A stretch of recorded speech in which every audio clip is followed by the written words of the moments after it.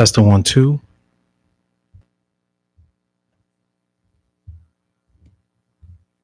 I think I'm live. I think I'm live. I gotta fix. If you can hear me and you are in the chat.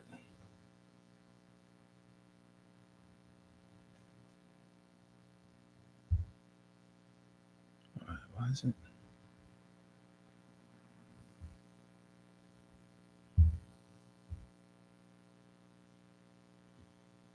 Oh, it's giving me that weird feedback.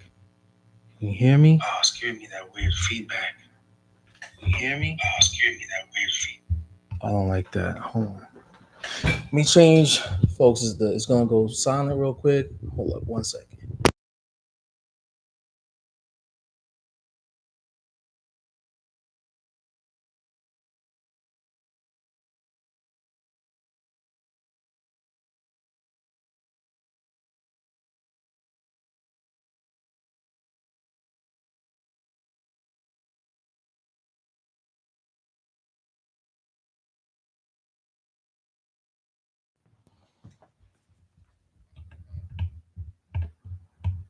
All right, how's that? How's that? All right, how's that? How's that? Oh, there we go. Okay. All right. We're back. We're back. We're back. How you doing, everybody? So it's been quite a few days. I just been really busy. I'm trying to figure out these audio cords, man. I got these longer cords, but it's like I guess the wire is thicker. All right. We'll come to that road when I need to fix the um the let's finish up this design before I jump on to the next one. I think last time I was doing this lotus flower. This lotus flower was for so I'm kind of chopping up so this is gonna also appear on my Patreon, but if you're watching this now, you can watch it now. But um to watch this replay, you're gonna have to get onto the Patreon to see it. Um and that's the subscription based platform, right? Where I will be uploading like really behind the scenes, sometimes interviews from different artists. The last one when it started, it was with Jay Watkins. He's one of my favorite artists. You know, there's gonna be a few others in the future. People I know. Yeah, and if they're willing to do it, we'll do it. So this is Lotus Flower was doing it in the last tutorial, and basically starting it from like let's say basically the breakdown of whatever all the little pieces that are on a lotus flower. So you'll see the flower stalk, seed embryo, receptacle, seed pod, the seeds themselves, stamen, the petal, an old leaf stalk, right? Some of those stuff doesn't really get translated into a design, but it's just good to know. Um, good to know those individual pieces because then you can always put it into a design that for something else, and maybe it becomes a little bit more personal when it's you and the client that knows what that is, and then maybe someone that's into botany, they can know what that is too, right? So it's like some inside things for different people. And so I'm gonna finish up this design. I you know what I do usually when I do a design, I don't want to go to something else until I finish it. And then it's kind of like this thing where I'm like forcing myself to become um,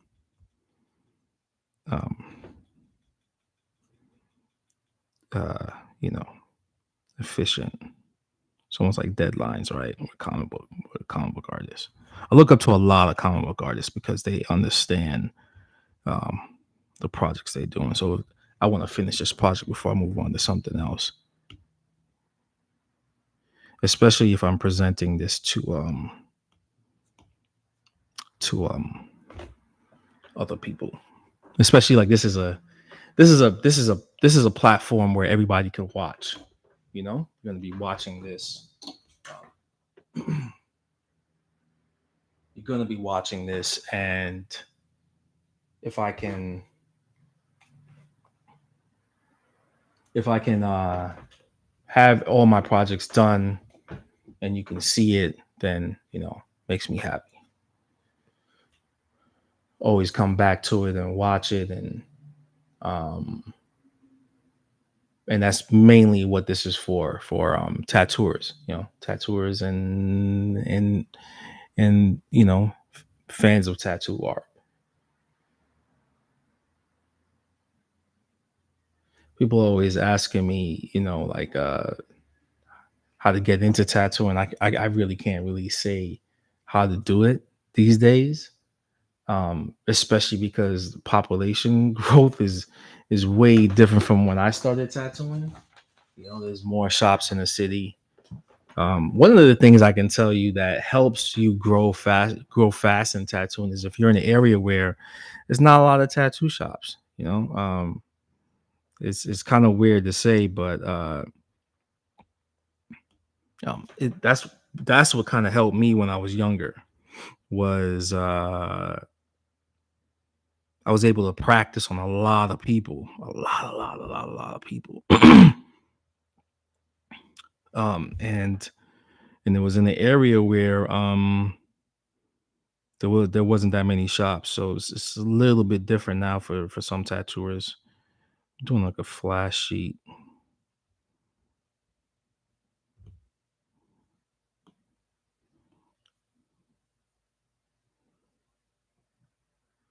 Well, why did it do that?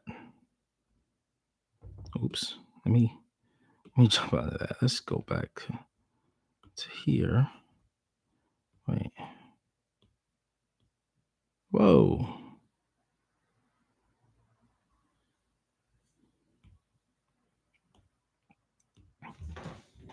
All right. What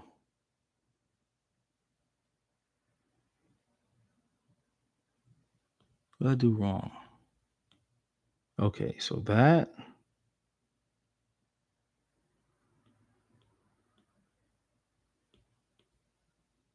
I gotta merge these two together. Oops. Merge.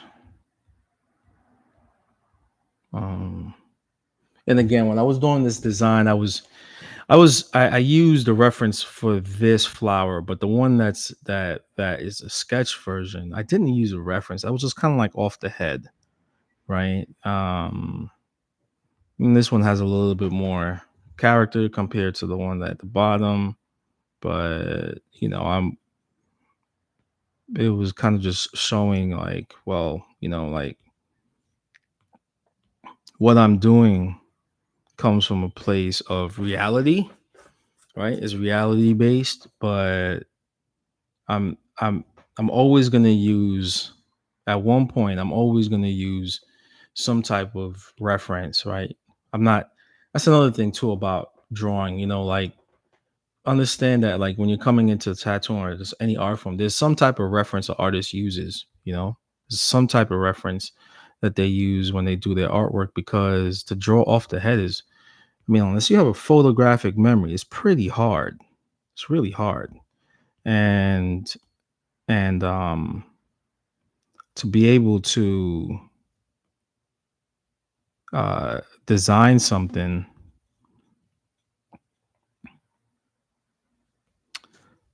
to be able to design something that is close to the actual uh the actual subject matter without any reference, that's really good. But usually the people I know that's like that, they have like a really good photographic memory.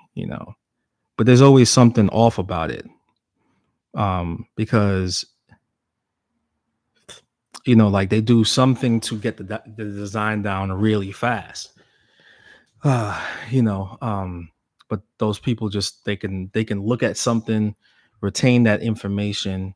And I mean, by retain that information, they're retaining like all the different, all the different um um um angles and whatnot of that design. So it's what's that, Kim Jong-il, Kim Jong-ji, and a few other people that like are photographic, have photographic memory, and it's very impressive that they can do that. Very, very impressive. I love seeing that. To be able to retain that. I've even tried it, like to really just try to like, but it's just like the way I do is very baby steps, cityscapes and and whatnot, and just everything is there. Everything is, like drawing a car engine is crazy to me, but it's all there. A car engine is all there. Like wild to me. Um, and if you can draw a car engine that has all these different moving parts, all these different angles, all these different indentations, very yo with the music, YouTube. I'm sorry, but that's not me playing that music. That's somebody else outside, and I hope I don't get a copyright strike for that because I can't control the music that you hear outside. So I know you're gonna do a review on that, and that's not my fault. That's not my fault. That's somebody outside my studio playing the music really loud in their car. So if I get a copyright strike for that, like I'm sorry, a copyright strike, please. I have no control over somebody playing music outside. You know what I mean? So I'm trying to talk as much as possible to drown out that music, but I don't know what's going on, man. All right. So yeah, I mean, like, again, like, uh just, approaching this lotus flower without any reference is probably like a baby step for me, right? Like I drew, but the thing is, I drew this so many times, my 20 years of tattooing. Like when I started getting into doing a lot of flowers and stuff like that, I had to like, like I went from tracing it to, then after tracing it, getting familiar with it, then I had to like, like figure out the overall composition and shape. Once you get the shape down, then it's the composition, then it's all these other things. Hold on one second, B. It's like that.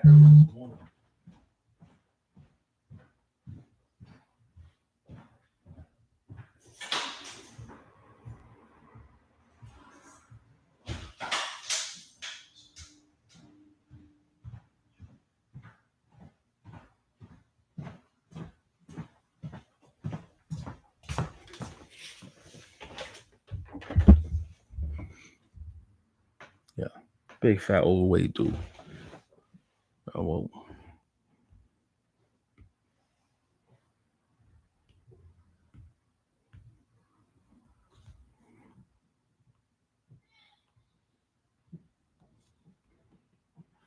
And so now when it comes to something like this, I will change the size to get the right um line weight.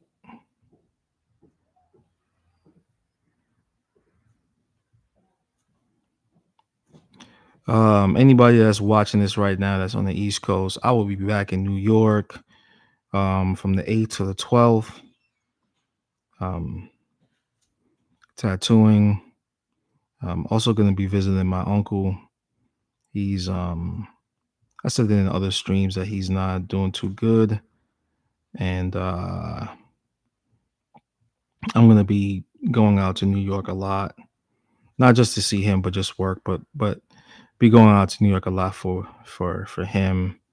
Yo, man, what the? I wonder if I could get. I wonder if I could get the. I wonder what it costs to get.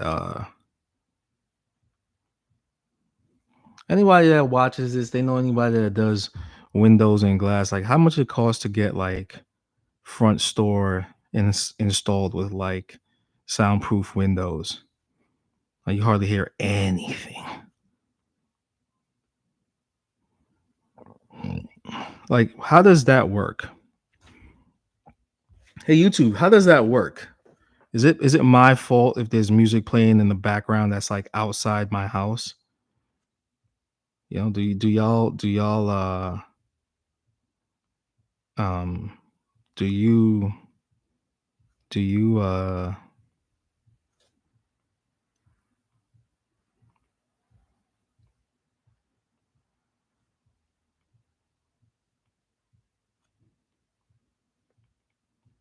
Oh man, I got a little story. So, I'm going to the studio, but I gotta go deposit some money in my bank account. I got paid in cash and so like and I was like, my car is at like, um I didn't really have to charge it, but it was at 45%.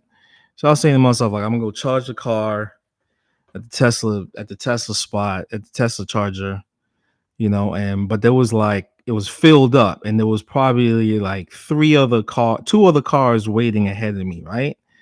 And so then it became three cars, me and two other cars waiting, right? And then those two cars, I guess they just didn't want to wait. So they went to the other dealer, they went to the other charger station here in Emeryville, right?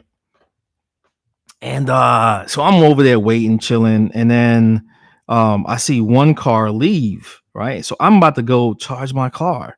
And all of a sudden, this dude in his black Model 3 pulls in before me, right? And I'm like, yo, I've been waiting here. This guy wasn't even over here. He pulled into the shopping area and just swooped in. And I was like, hey, yo, my man, I was waiting here way before you. And instead of him, like, oh, like you think that, like, oh, you driving a Tesla, you got like you're cool, you chilled out. This guy was a clear he was an asshole. Sorry, he was an asshole, straight up asshole. And I'm just like, I said, hey, I didn't curse at him. I said, hey, I was here waiting before you, and he said something like he called me an idiot. I heard him say idiot, and I was like, idiot? How am I idiot? Like I was waiting here before you. Like you're acting like the idiot. You know what? And then I actually said that to him. I said, "Hey man, like what are you mad about? Like this you should have known this happens when you have a Tesla because that's what happens. Like you gotta wait a little bit. Like what you mad about? Just have I said practice patience, having patience." And he's like, Kurt, you can see him talking shit. I was like, yo, have some patience, bro. And as soon as I pull in, a car pulls out and he can come in. And that's what happens. As he pulls in, he's pulling into the spot, and all he needed was a little patience. But he's over here like huffing and puffing and talking shit under his breath, you know? And and as soon as I said practice some patience, a spot opened up right for him. And he didn't even have to wait that long for it. He had to wait like 30 seconds. Because 30 seconds after I said that and I started pulling in, a car pulled out. You know, like what's the problem, bro? Like, what are you upset about? What are you really upset about? What are you really upset about? What are you upset about? And he had a sleeve on his left arm. I wonder who did it. I wonder if he was a tattooer. But the dude was like all bent out of shape. Like waiting at the Tesla charging station was going to be like the most detrimental thing in his life.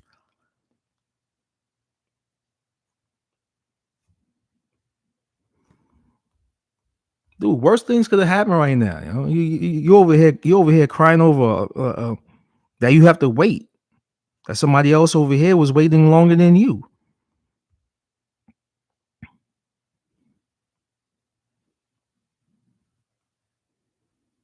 It's like, damn, bro. What you mad about?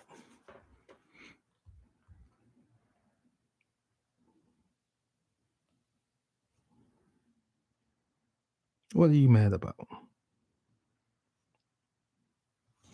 That's probably my first. That was my first interaction with a snobby Tesla owner. For real, I haven't had one before. This is my first one. And you can't really start saying shit or talking shit because guess what? The car's always recording. So I got his license plate of him talking shit. Like, all right, cool, bro. You forget that it's like, you got to be on your best behavior in that car. You know, can't be on some rah rah like, what you gonna do? As soon as I said practice some patience, a space opened up just for him. And that's when he was like, ugh. I know he felt it right then and there when that space opened up for him. I know he did. I know he must have been like, yeah, you know what? I'm getting butt hurt for no reason. Getting butt hurt for no reason. And my name is on the side of the car too, so I know he must have looked me up like, oh, look my name up. Yeah, bro. He's gonna go back to his tattoo client, like, and then the client, he's gonna go back to his tattoo artist and say, yeah, that dude Andre, he's an asshole. He told me I need to practice patience. Yeah, practice on patience, bro. It's all right. It's okay, man. You're gonna come across this. Because that tattoo is gonna like, yeah, he has a YouTube page and he was talking about the incident.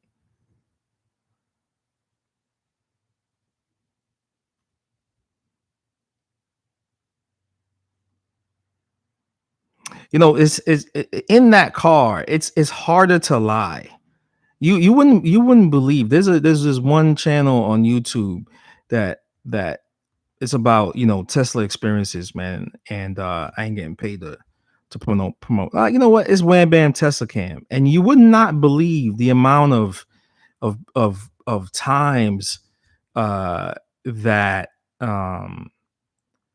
the car catches people lying. Like if they get hit by another car or or anything, like it's just any little thing people lie about some shit, so like being in that car, of course, if you're married, your wife is going if you're married and you're married and your spouse is going to be looking at you. They're going to be tracking shit.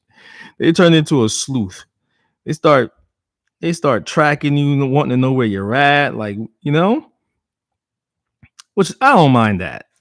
Like, I ain't got shit to hide, but it teaches you to be a better person because you can't lie. You can't come out of your face and say some stupid shit. And you can see that in the recording, where I was, and when I saw the car leave, I went to it, and then he comes and swoops in, and you know what I think it is? I think he didn't think I was gonna say anything. You know, he didn't think I was gonna say anything. And I did. I was like, I voiced my opinion. Matter of fact, I voiced the actual fact. It's not even an opinion. It's me. Yeah, I was waiting there way before you, fam. You just can't come in and just bogart the spot. You know what I'm saying?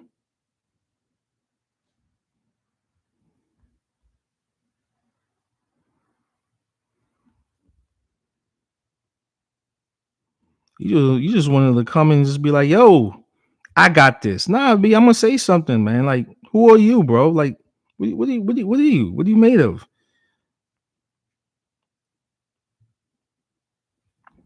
So yeah, that was my little Tesla experience. Very funny. Whoever that guy is, I hope you have a good day, man. I hope you have a good day. I hope everything is all right. You know, I hope everything is all right. I'm not even talking shit. I hope everything is all right. I just hope your day goes good. That's it. That's all I can ask. I can hope for you, man. I hope your day is going all right. I hope you just, you know what I'm saying? You know what I'm saying? I hope this worldwide recession isn't affecting you like other people. You know what I'm saying? Hope you're making that Skrilla.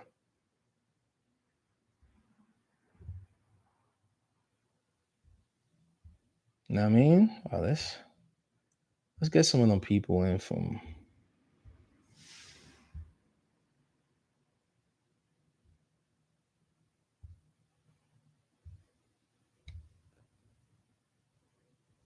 Mm, that light is too bright.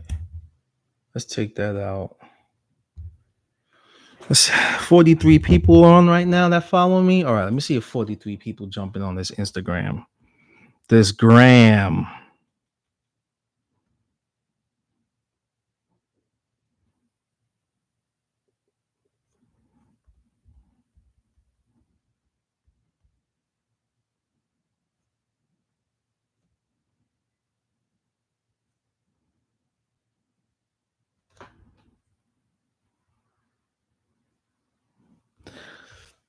You know what? Wait.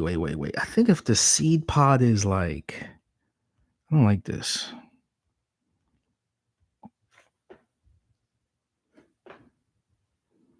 If this is a seed pod, right? Shouldn't wait. I gotta redo the seed pods. Let's merge this down. All right. Everybody on Instagram. This is also being fed onto uh, YouTube. So if this jumps off early, um, if this jumps off early on Instagram, you can always catch this the live process. It's already 27 minutes in on YouTube. So if it gets cut off here on Instagram, just jump onto the YouTube, like and subscribe. Um, let's build this. Let's get the algorithm popping on YouTube. Yeah, I kind of like it when I do these. I used to do these back in the day. Because if the seed pod is like that, that's really how it's supposed to look. You know, this is where the.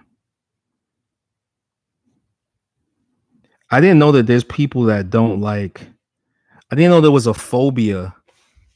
I didn't know there was like like a honeycomb phobia, or like I didn't know there was a thing like that. People don't like that look of that stuff.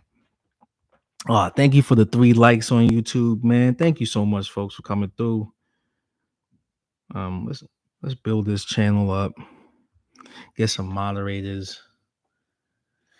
Omar, what's up, man? How you doing, man? How you doing? What's popping? How's Florida treating you? How's the family?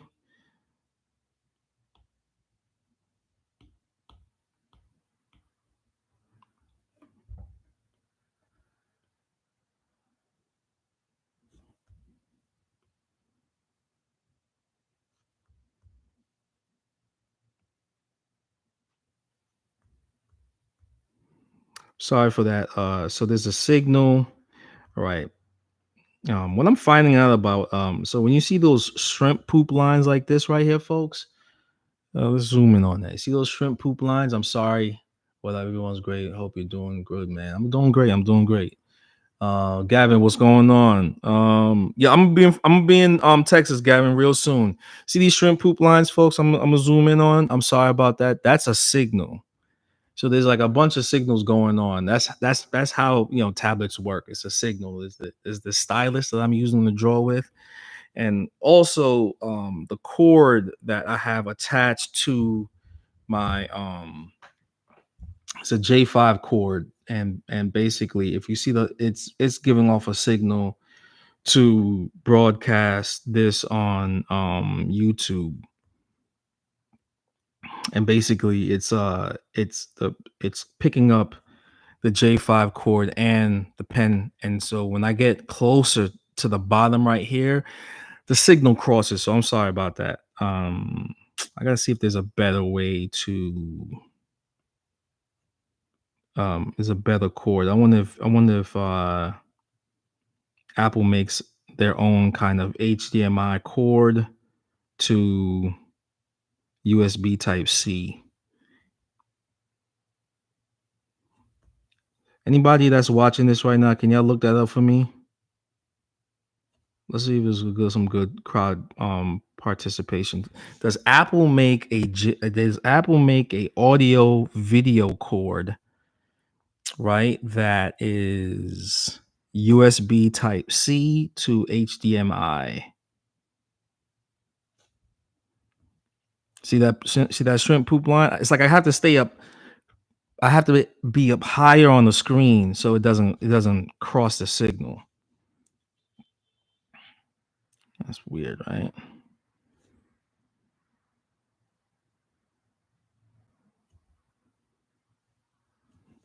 Because Apple's just so yeah, you're starting to see a lot of other tech companies be like that too. But Apple's so such a closed system that it's hard to make something for them.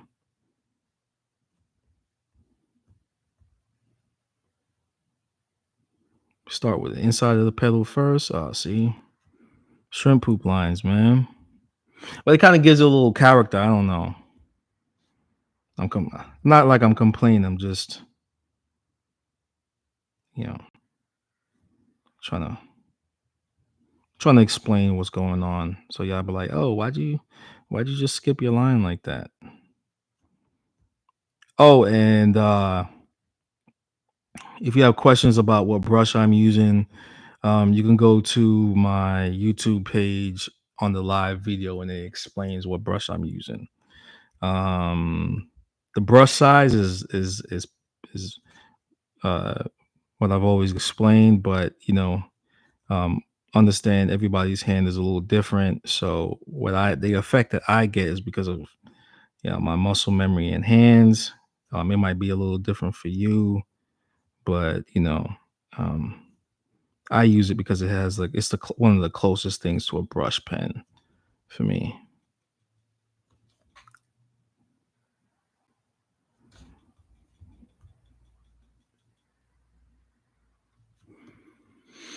Hmm.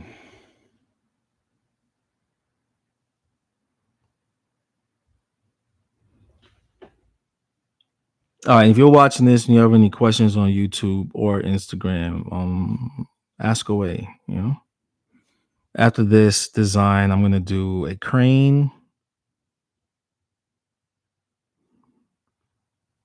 That was one of the things I was asked to draw. People like, hey, cranes, huh?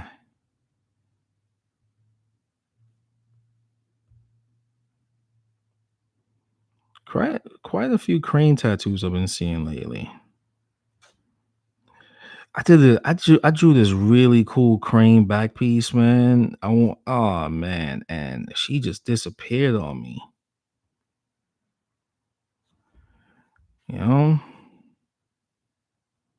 disappeared on me, man. I just lined it. I didn't even get to do any shading or nothing.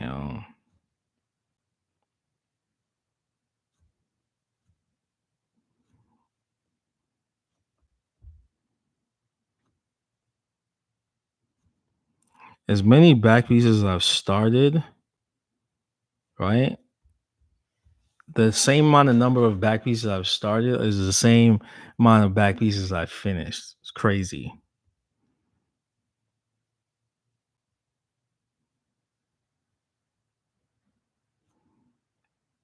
You know what? And I'll tell the truth too. I'm gonna tell the truth. And this is a theory. Now, my theory could be wrong. My theory could be wrong, and I might be putting my foot in my mouth when I say this. But if you have a very jealous or insecure spouse, don't get tattooed by me. Don't get tattooed by me. Like because I don't. One of the things is I don't own any explanation to your spouse. I'm the artist. I'm the artist, and like all I want to do is tattoo so I can feed my family. So, and I'll make this statement. I'm going to make this statement.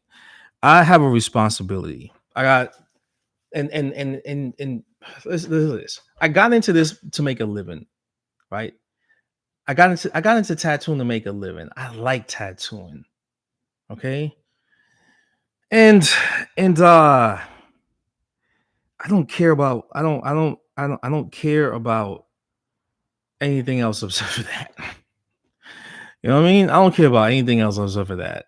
I care about tattooing, I care about getting paid, and then I care about taking care of my 3 kids. So if you have a jealous spouse, right, that thinks something else is gonna happen, or they got some type of prejudice or whatever, then just go get tattooed by somebody else. You know what I'm saying? I rather, because all it is, I'm getting my hopes up on finishing this project, but then all they're worried about is whatever, whatever is in their mind. And I can't control what goes on in their mind. You know what I mean? All I can control is uh finishing the or all I can control is myself when it comes to my work, which is I take care of myself first, then I take care of my children, my wife, my mom, right? So look at me like that. Jealous spouse, look at me like that. I got kids to feed. You know what I'm saying? I got shit to take care of. I got too much responsibility in life to worry about whatever's going on in your mind. And I know people gonna say, "Yo, Dre, don't say that, blah blah blah. You shouldn't be talking about that." I got to talk about it because guess what? I started way too much work, right? And then guess what? It's like it's always some shit. And you know who I finish a lot? The single couple, the single people. I finish way more than ones that get into relationships. Now, if that's not like saying something, then I because all I could do is just do the math, right? The numbers don't lie. You know what I mean? People lie, whatever lie, but numbers don't lie. So if I start like 80 back pieces and only finish 40 of them, but then out of that 40 I didn't finish, and I look at how many of them got into relationships afterwards or were in a relationship already, it says that, yo, your spouse thinks something, and their mind is taking them somewhere. So either it's on me that I did something wrong, but I know I didn't do anything wrong, because if I do something fucked up, then it means that my reputation gets fucked up, and then nobody ever wants to get work for me. So I know it's not that. You know what I mean? And I know it's not just me that this happens to. I know it's not just me that this happens. So that's kind of why I'm saying this shit. Like, if you got a jealous spouse, if you're getting tattooed by me to make your spouse feel some type of way, that you might be spending money that you shouldn't be spending money, or you're getting tattooed by me, blah, blah, blah, because you know what I mean. It's like, yo, you're putting me in a different, you're putting me in a, a, a, a difficult situation, because then my wife is looking at me like, yo, why you ain't finishing this shit? Where's the money at? How come they not coming back? How come they not writing back? How come they not doing this? How come they not doing that? And all I can say is, like, I don't know. I don't know what's going on with them. It puts me in an awkward situation. Puts me in a very awkward situation. And then I can't pay my child support. And I can't pay my car note. I can't pay my rent on my home and my studio. Look, you see how everything is connected? But all they thinking about is, yo, I don't want that person touching my girlfriend or my wife, or why he got to go be spending all this money. You supposed to be spending this money on me. You know what I mean? We should be going on trips. It's like, yo, what? You know what I mean? You're being selfish. You're being selfish. It hurts my feelings.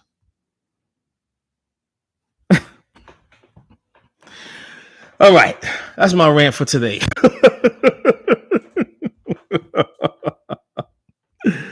That's my rant for today, yo.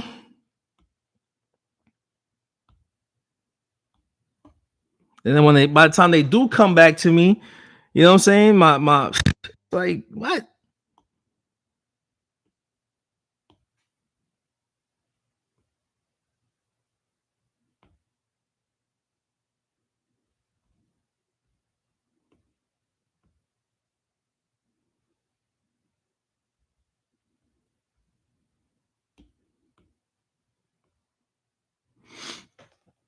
Am I the only one that this is? Am I the only one that this happens to? Am I the only one that sees this, or am I just? If I'm wrong, let me know. Put a one in the comment section right now on YouTube and on Instagram. Put if I'm wrong, put a one. If you know what I mean, like if I'm the only one that this happens to, put a one. If I'm wrong, put a two.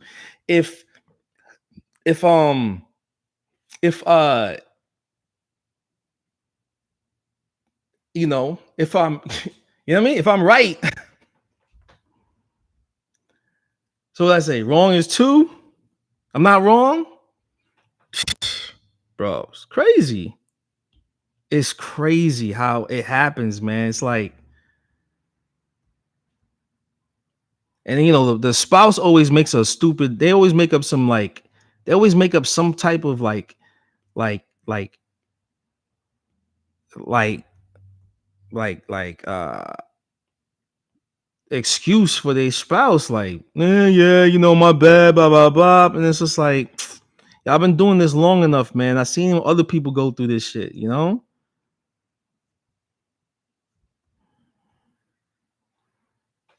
It's an interesting theory. Some people's significant others are fucking mental. Yes.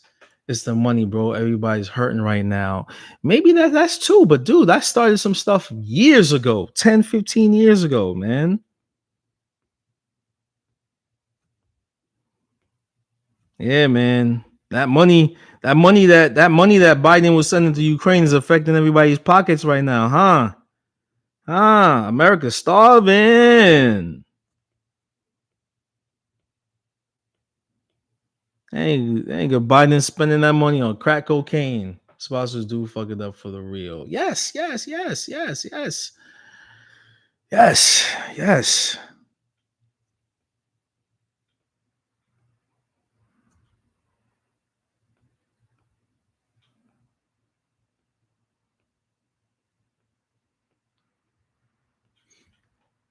This is tattoo business. The problem starts when customers think they are all friends and can make demands accordingly. I mean, I don't mind the demands. It's like, and maybe it's the pain. Maybe it's the initial, like, man, I didn't think it was gonna be this hard. Maybe it's that too. Could be afraid of the pain. I've thought about that. I thought about, maybe the pain was a little too much. It could be that too. Like,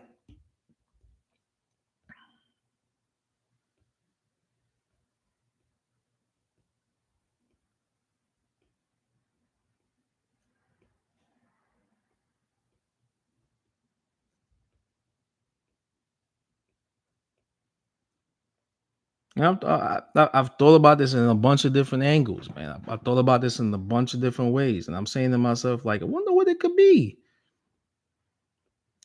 Like I was tattooing this one girl, and like, I know it was her boy. I know it was like each boyfriend she got was more jealous than the last, bro. To the point where I had to take down all my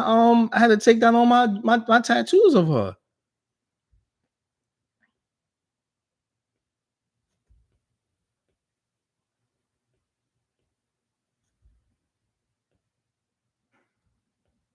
That me too shit got people really like.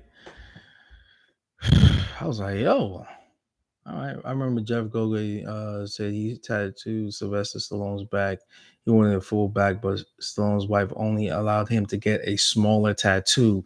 You see what I'm talking about? That makes no sense to me. That makes no sense to me. He wanted a full back piece, but his wife said get a small tattoo. Nigga, I'm the breadwinner. I'm pulling the money in.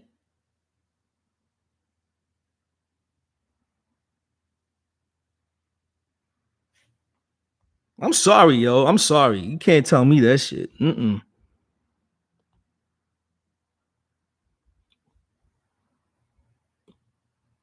Somebody's like, oh, that's chauvinistic. No, it's not. It's not chauvinistic. Because if I was to, let me, and then he divorced her. Hey man, hey, yo, hey, look, look, look. look.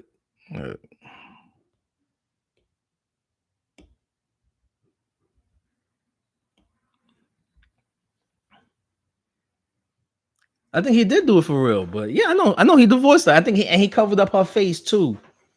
He covered up her face. But look, all I'm saying is, I'm just tired of it. I'm tired of like, I'm really tired of just like starting. I'm start. I'm not tired of it. I'm going to express that. I'm going to express my thoughts behind that. Like, look, you know, I really appreciate the spouses that let that are really cool. I really love y'all. Y'all are the best. You let your wife get tattooed, you let your husband get tattooed, you just all about it. Yeah, go ahead. Love y'all. You don't know how much I appreciate. Let's this is my stream for appreciate the appreciation of a good spouse that's not uptight, that lets their partner get tattooed. Can we do that? Can we all, everybody that's watching right now on YouTube and Instagram, throw a 10 in the comment section for the spouses that let their partners get tattooed. The man or the husband or the wife that lets their part, like, let's give a 10 for them. Let's do a clap. Throw a 10 in the comment section for the spouses that just let their partners get tattooed. Because I've never seen that. I've never seen a meme about that. Let's give it up. Let's give it up for those really cool spouses, man. Let's really give it up to them. Big hugs, big kisses, big hearts, big 100s. You know what I'm saying? Let's give some 10s in the comments. Let's put some hundreds in the comments. You know what I mean? I'm gonna throw 100 myself. I'm gonna throw 1,000, matter of fact, on YouTube too. Charlie was good. Let's throw 1,000 in there for the spouses that are so cool that they say, hey, you know what? Go ahead, go get a back piece. Go ahead, get a sleeve. I love you. You know what I'm saying? Thank you to y'all. Thank y'all to just giving, to making it cool for us tattooers to get creative and we can feed our families. You know what I'm saying? I gotta give it to y'all because and they come with the client, they chill, they ask you if you want something. They're just so chill. They just really chill about everything, right? All of you tatters in here, you ever had those experiences where the spouse is super cool? They're just really cool. They're chilling. They're on their computer. They might be reading a book. They're not saying shit. Love them. Then next thing you know, they want a tattoo. they want a tattoo. Oh man! Shout out to the tattooed couples, man. Shout out to the tattooed couples. Or just shout out to the couples that don't even only one has a tattoo or a sleeve. Just shout. I just feel like, you know what? I don't want one yet. Maybe they do get one, but they just appreciate their spouse that has a tattoo. They're like, yeah, I always like, yeah, this stream is for y'all, man. This stream is for y'all, for real.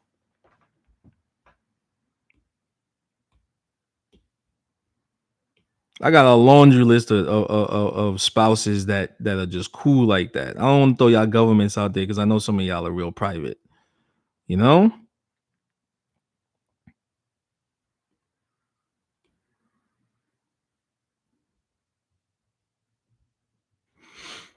shout out to y'all, man. Yeah, tens and 1,000s for the couples, for the spouse that lets their partner get tattooed. I really appreciate y'all. I really appreciate y'all, man. Really cool. Really cool. I love it. Y'all don't get enough. Y'all don't get enough recognition. You know, you don't get enough recognition. All right, let's draw this crane. Let's draw this crane, yo. All right.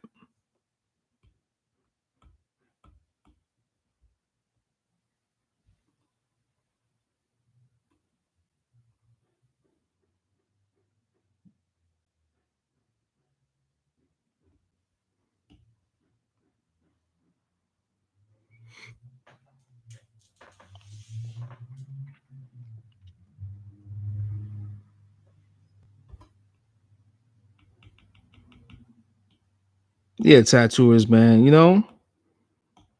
All tattooers out there, just go out. If the spouse is sitting there right now and you watching this, maybe you're not watching this. Maybe you're just, you're gonna watch this later on. But tomorrow, when your client comes in, when the client comes in and they got their spouse with them, say, "Oh, thank you for being so cool to let your husband and your wife get tattooed." Because man, other people out here,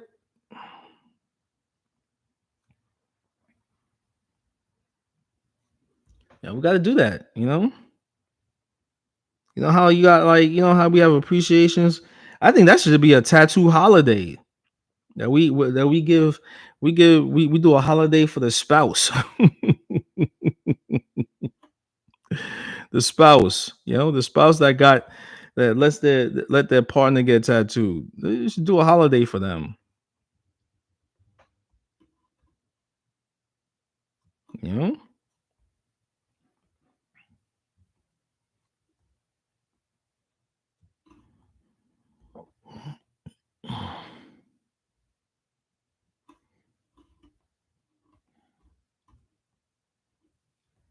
Oops.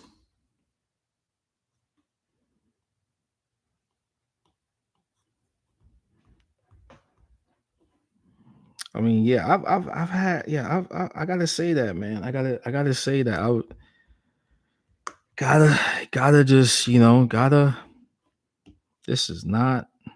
What am I doing? What am I doing? What am I doing? Whoa, whoa, whoa, whoa, whoa. This is not coming out right.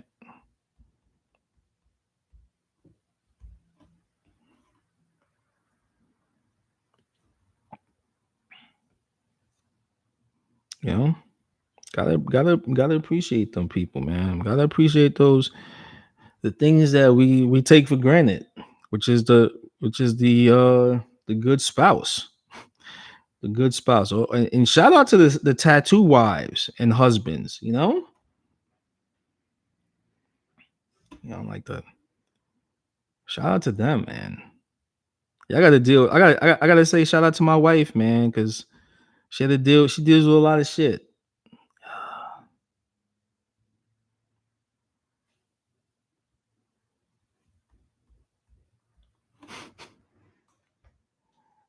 My wife deal with a lot of shit.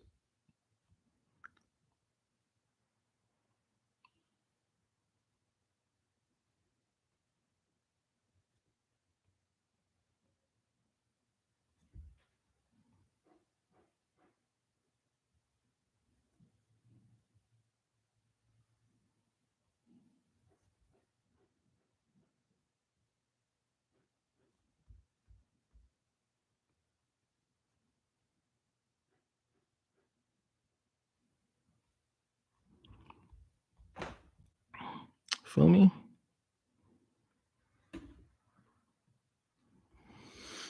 All right, that's cool, right? A little crane right here. Could easily turn this into a phoenix if you wanted to.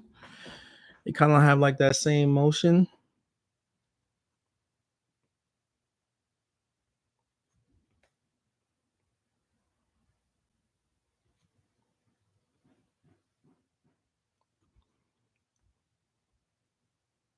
Any questions, folks? Any folks? Any y'all in here? Ah,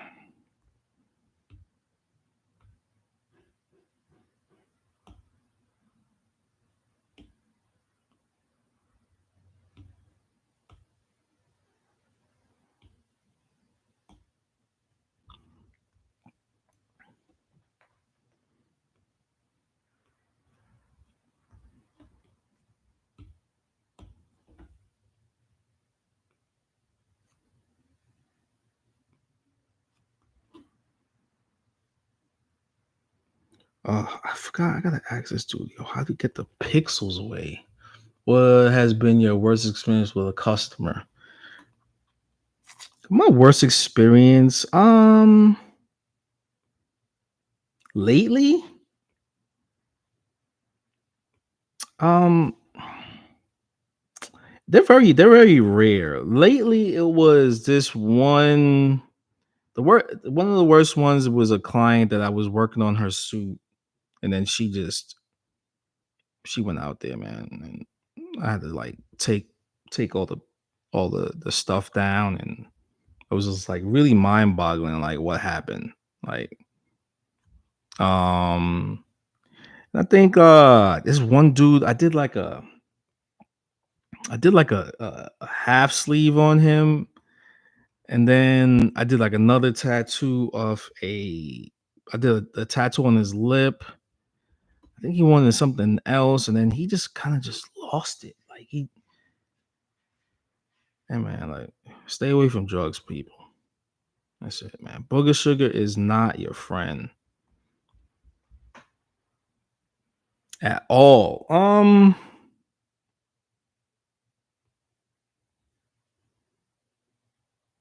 don't know, man.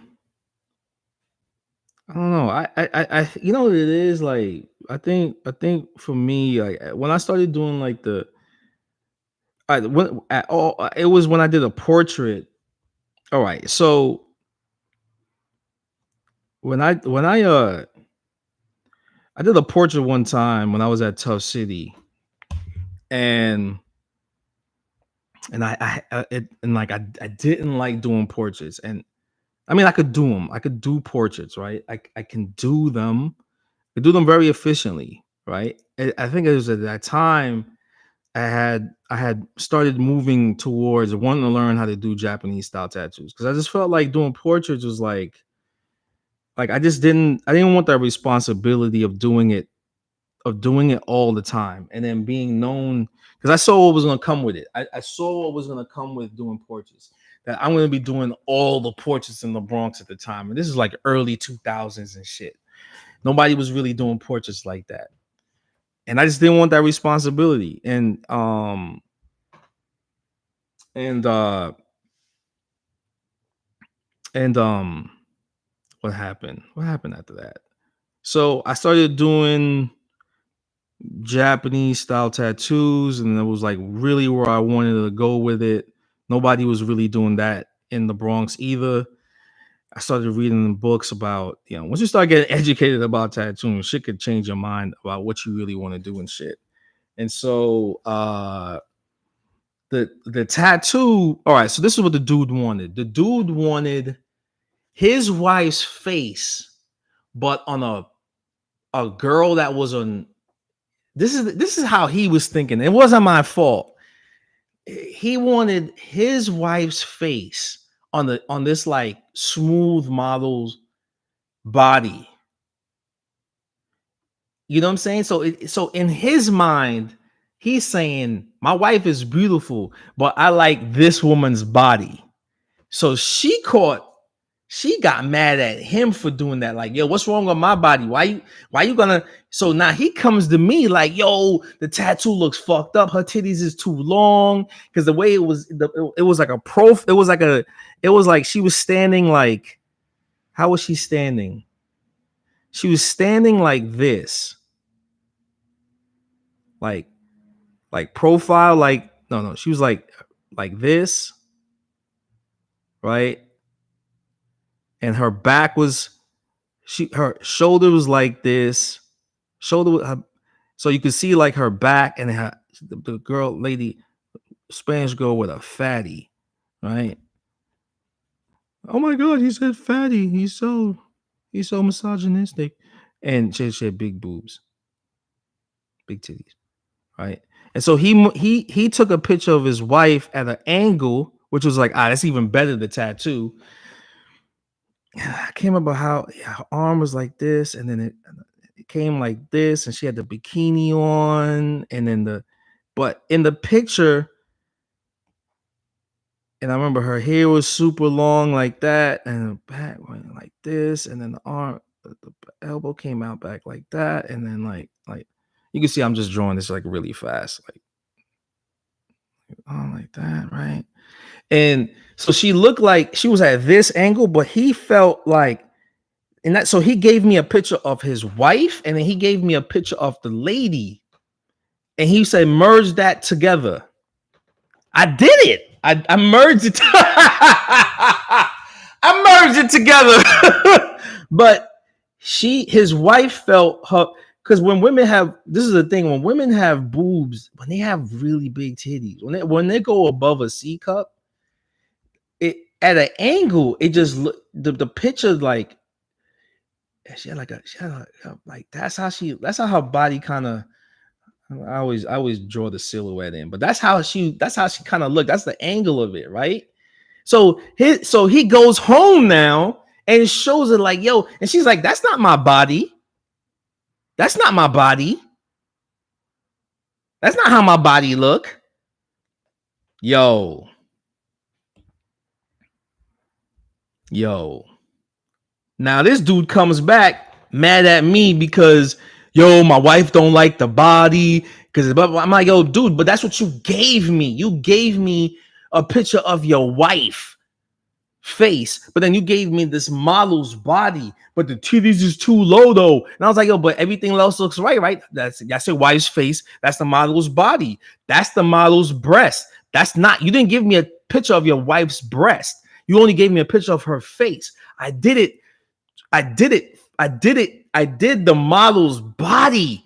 Yo, he gets mad at me, but this dude's a hustler. He's like one of them hustling niggas. Like and then he's trying to act like he gonna do something to me. I'm like, what are you gonna do? You gave me a picture of the lady's body, and then you gave me a picture of your wife's face. You went home and your wife got mad at you because that's not her body, dummy. Don't ask me to do a portrait of, and I called him dummy, but this is the dude that be and that. So I didn't give a fuck who he was. Yo, oh my god, yo, that's maybe the worst experience I ever fucking had in my life. Oh my god, that was hilarious, yo. That was hilarious. That was the funniest shit ever, man. It was.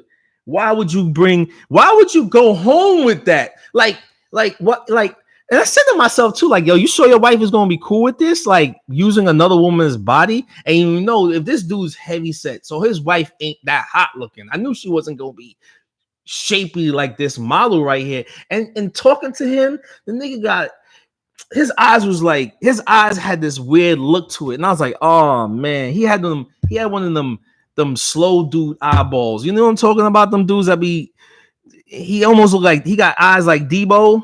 Not he don't got eyes like Debo, but he got that look to him, like he a few screws ain't tightened in his head. Yo, this dude was so tight. He was pissed. He was pissed. And I said, yo, it's on you. You should have bought, and you know what? I was making it worse. Because I said, yo, dude, why don't you just bring me a picture of your wife? I ain't gonna bring you no picture of what my wife looked like, how she looked like naked. I'm like, well, but then would have made more sense. You know what I'm saying? But I know his wife was not in the best of shape. She probably was, 40, 50 pounds heavier, pushed out a couple of kids for him. You know what I'm saying? So she's eating whole hoes and bonbons and, you know what I'm saying? And stressed out because he run the streets and whatever. Yeah, shit like that. I don't know. Like, motherfuckers, like, I hate that shit, man. No. This is why art is very important, man. Art education is very important. Art should be taught at school at a very young age, because as you grow up now, you have a more appreciation for art, you have more appreciation, so you know what to look for. You know what I mean? He didn't know what to look for. I knew what to look for. That's why I questioned him. I said, hey, you sure you want to put your wife's face on this show magazine's model's body? Because she might feel some type of way. He was like, you think? I was like, yeah, maybe. He's like, no, it's cool. She gonna like this. She gonna appreciate it. All right. I was like, all right, cool. I was like, all right, cool, man. Your poison, my nigga. Yo, she must have, and so and what he was mad about, what she was, I think she told me years down the line now, she's like, oh, you did my husband's tattoo. I was like, what did I do? He's like, oh, you did this model with he was my face, but with her body. And I was like, oh, and she was like, yeah, he's a fuck. I was like, oh man, what the fuck? Why are you over here? Like, but hey, yeah, my man Sess had to fix it. And I said, yo, but what I do wrong, man? I did the portrait to a T. It looked right. Yo, but her breast was too low. I was like, yo, can you change the face up a little bit? So he's like, yo, change the face. I was like, no, what you really want me to do is you're blaming me for your fuck up. That's what it is. You're blaming me for your fuck up, man. You're blaming me for your fuck up. You know your wife wasn't happy with you bringing home another woman's face over her, over another woman's body with her face on top of it. That's what she was mad about. I did a good job on the portrait. You just did you were just thinking too much with your penis. Like,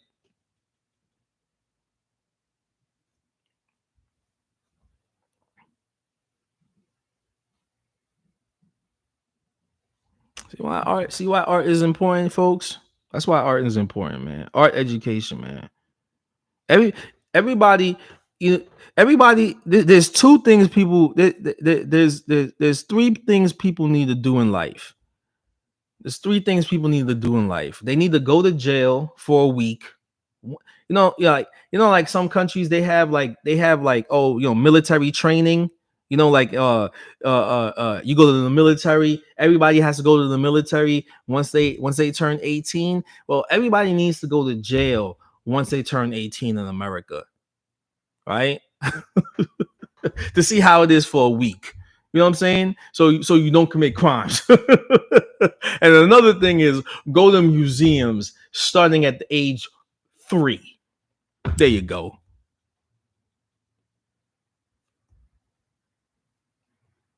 And learn financing. There you go. Learn financing.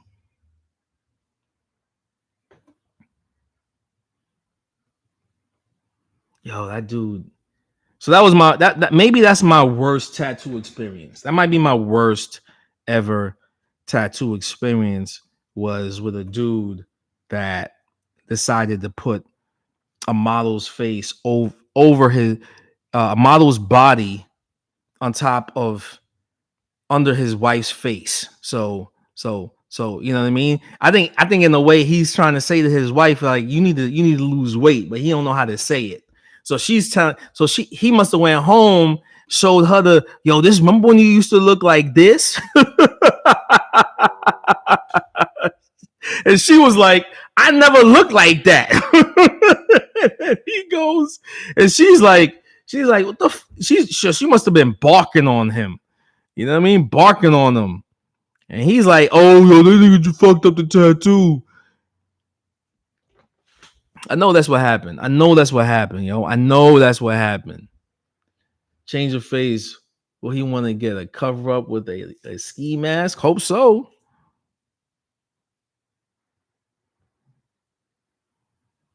What an idiot. And things like that. That's what got me into doing more Japanese style tattoos, because it's just like it. You know what I mean? Like to deal with dudes like that. It's like, you know what I mean? Like it. Now, trust me, I didn't lose no sleep with him not liking the tattoo. You know what I mean? Like I didn't go, oh man, he, you know what I mean? Like he hates it, blah blah blah. You know what I mean? Like no. I like that's the one thing, man. Like about me, like when you make a decision, you make a decision. I did it the best of my ability. It wasn't whack.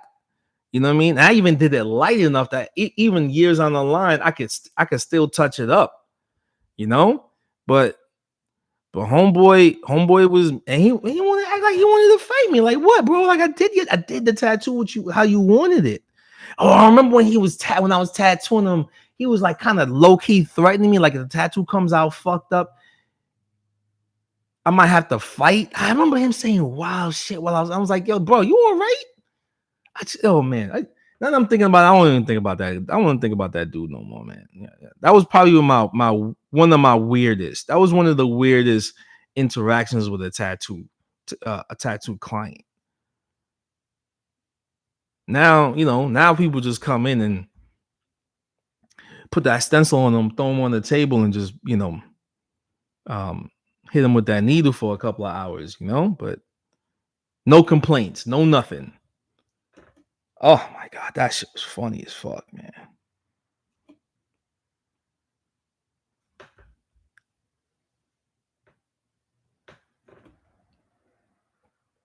Homeboy was. I wonder if I could call Puma. Puma would be like, yeah, yeah, I remember that. I wonder if Puma was there that day.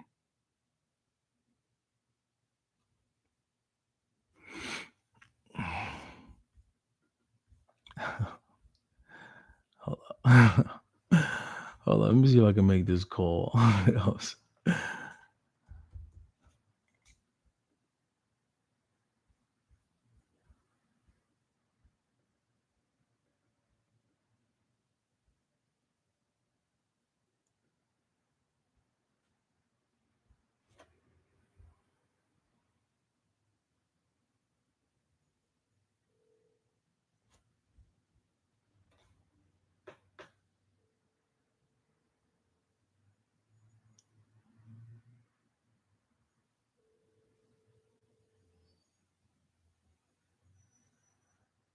Ha! Your call has been forwarded to an automatic voice message system. All right. Wildness, man, wild. What's the Prince Albert shit? Where they put the joint right through their penis? I was in return to remove because their wives didn't like it. Is that what that Prince Albert is? When they just put it right through their deals?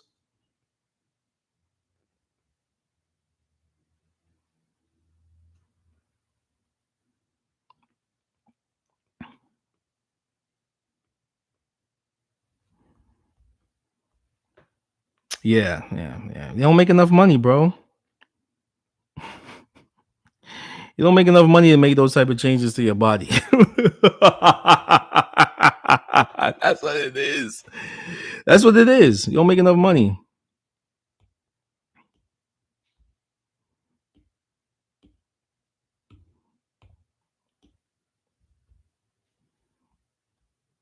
She don't got no Gucci bags and shit.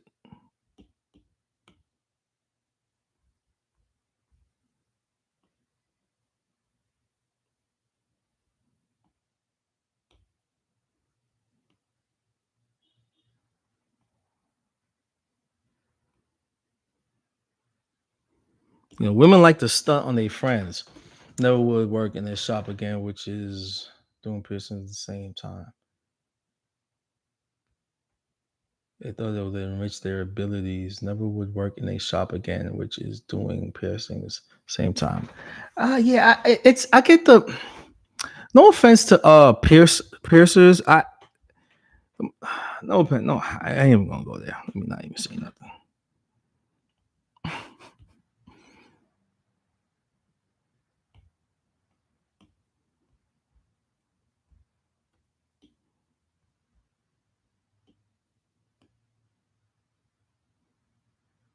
Maybe I'm a little too.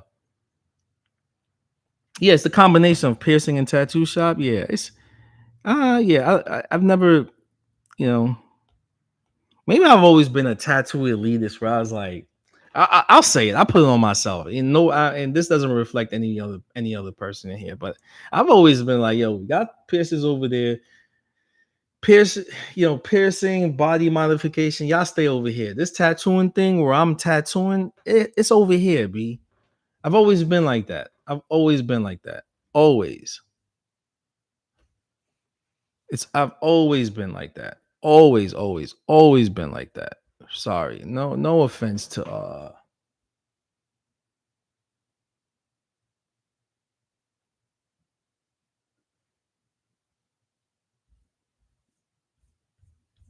wait one second, folks.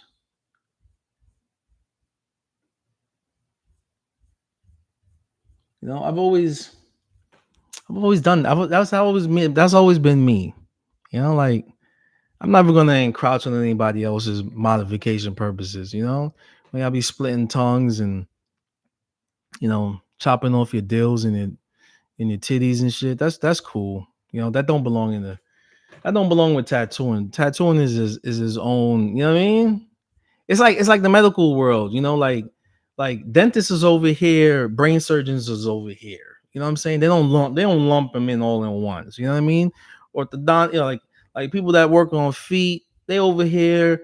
You know what I'm saying? Now, a hospital, they'll have like brain surgery, lungs, all that shit, the major part of the body. Yeah, cool. But once it's, maybe I'm more like that. I'm more like I've always just been like I'm a tattooer. Everything else is beneath me.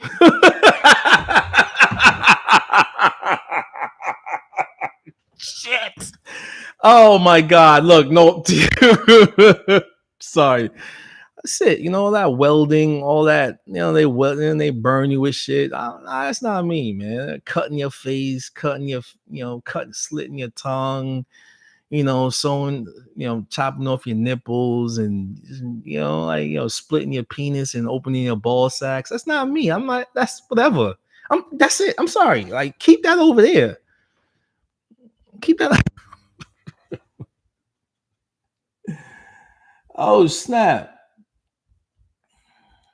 Keep that over there. I'm sorry, yo. I'm gonna keep this on my YouTube page too. It's gonna be up there for prosperity. That's how I've always been. I'm like, I had piercings before, but I was just like, all right, cool. And people always be like, like, oh, you're a tattooer. Do you have any piercings? I'm like, nah, I'm just a tattooer. I'm a vanilla tattooer, yo. You know what I'm saying?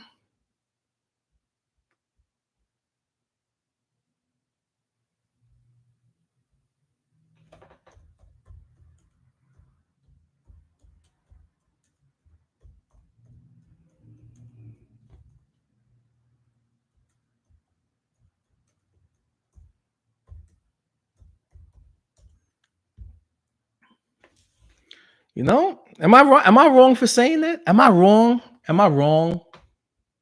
What? I know y'all other tattooers have thought about that. I know y'all thought about that. I know y'all thought about that. Hold up, hold up.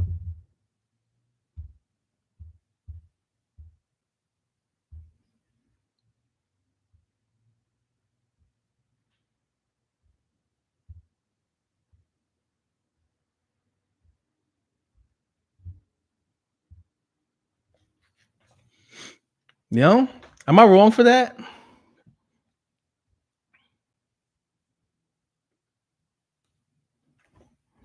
I'm not wrong for that. I'm not wrong to think like that, right? I'm somewhat of a tattoo elitist.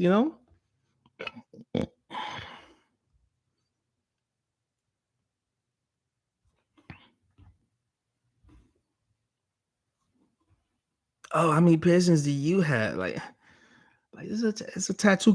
Yeah, like if it says tattoo convention, why is it piercings going on?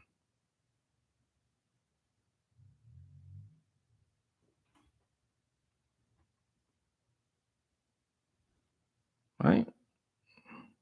Am I tripping?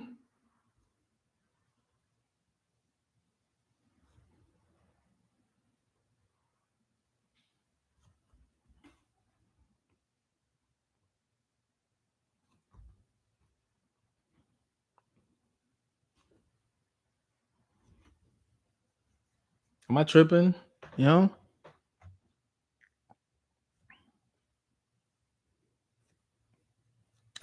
It's weird. I've always thought this. I'm finally letting it out. I'm finally letting my thoughts out, folks. I'm finally letting my thoughts out.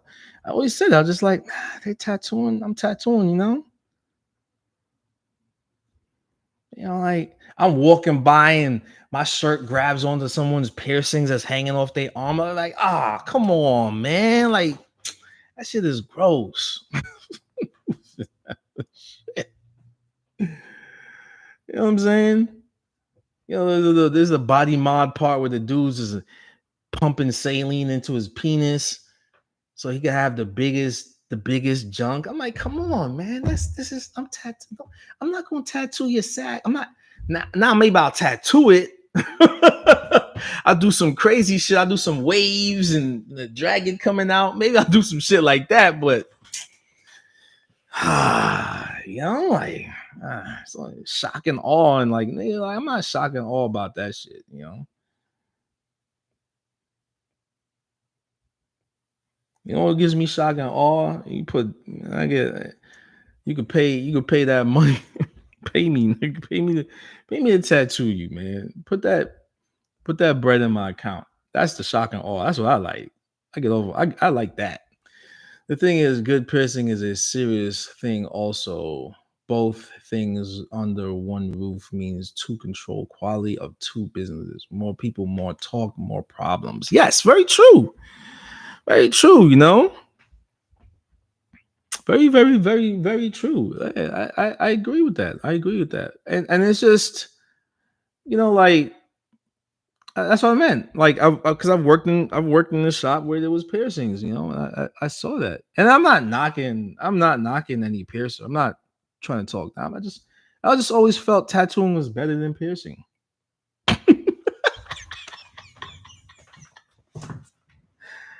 Oh my god. Oh my.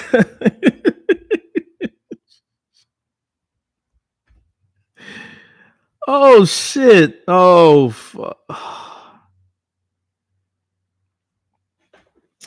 I'm a tattoo elitist. I always felt my my profession was better. Oh. Oh shit. I did.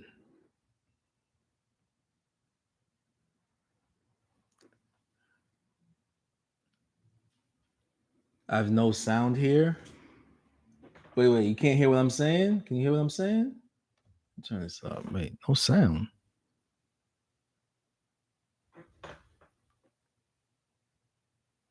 Can y'all hear me? On YouTube. No sound on YouTube? Wait. Hello, hello. 1, 2, 3. Wait, what?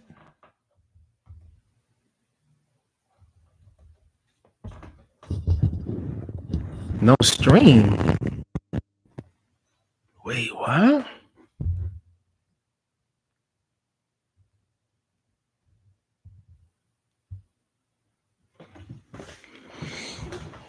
Oh, wait.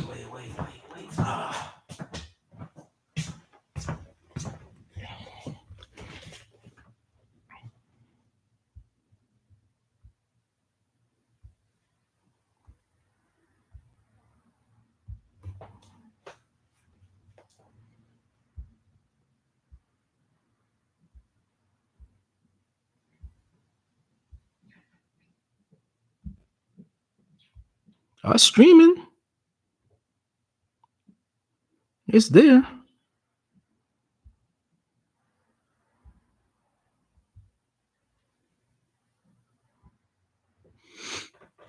That's it. But the link is the link from what's the mega not working?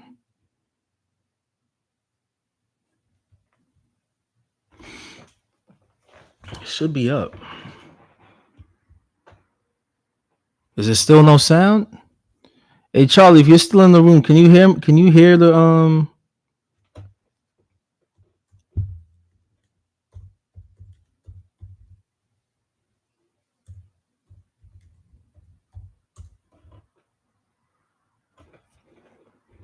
man, what is going on?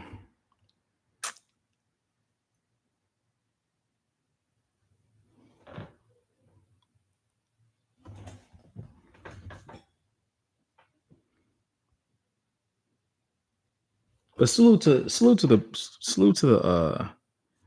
patients out there. They gonna have it in for me now. Anybody that's in the YouTube room right now and you can hear me, can you? Uh,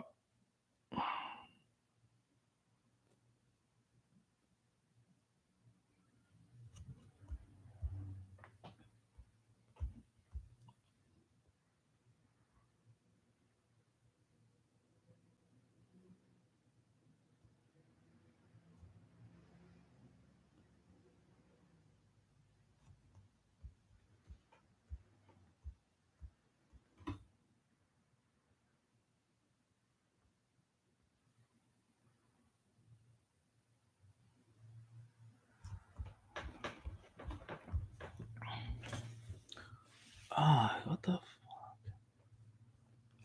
Wait, let me check.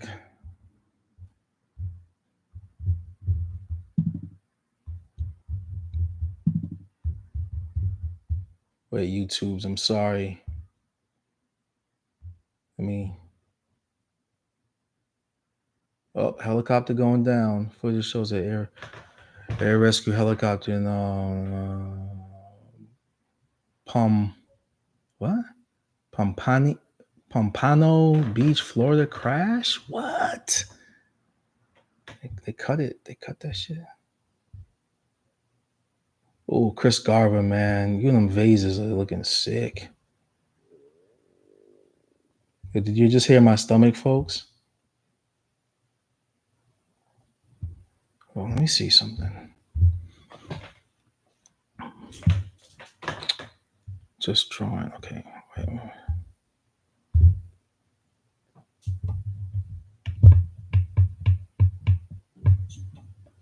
Oh,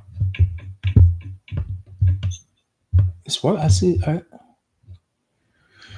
don't know. I don't know if it's his joint. It's working on my end. I don't know. I don't know, folks. He couldn't get the stream.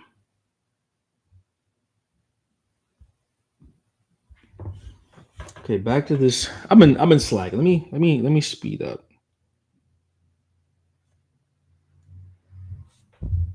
Who wants to send me a message? Uh-oh.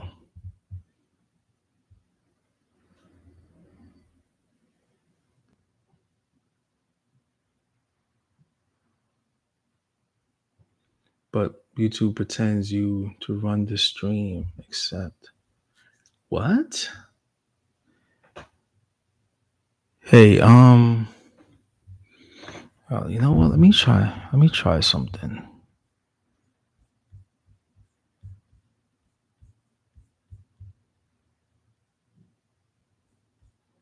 Edit.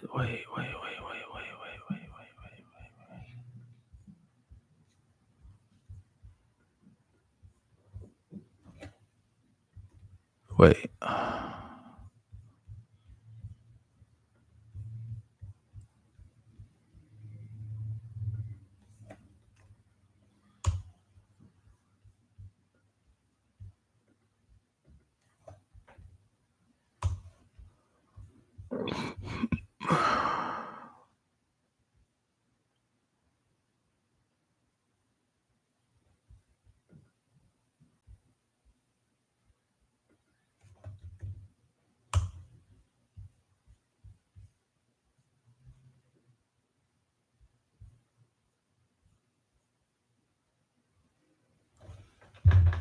Yo, if anybody I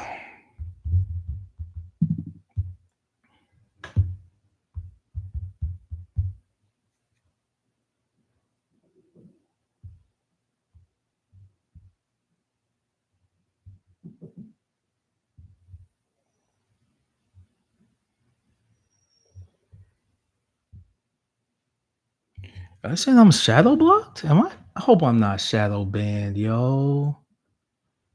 If anybody's watching this in the stream, can you share this with people and see if the link is working? How are you saying that they can't watch this? I'm gonna even send it to my daughter. She'll laugh at this shit.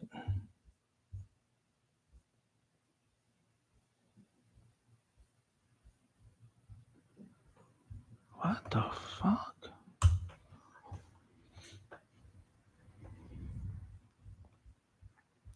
I've been going for an hour and 30 minutes. So I don't know, man.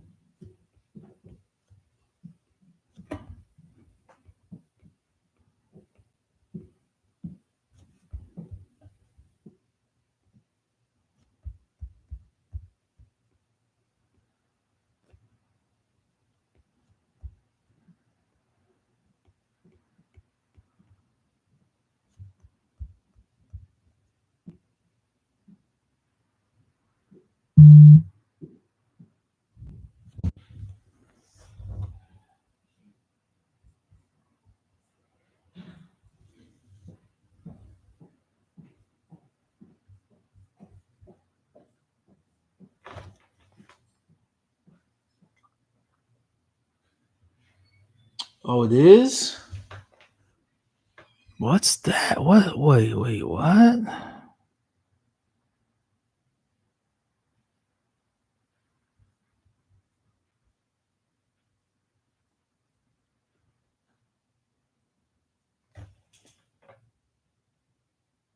Now, is it now streaming? Or is it still doing that loading circle thing?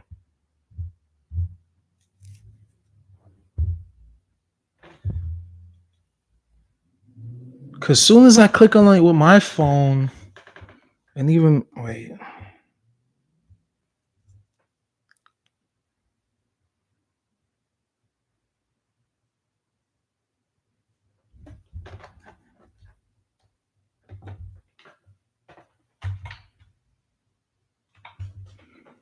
I don't think it's my. Oh, see, it's streaming. It's cool. Idle again. Yo, come on, man.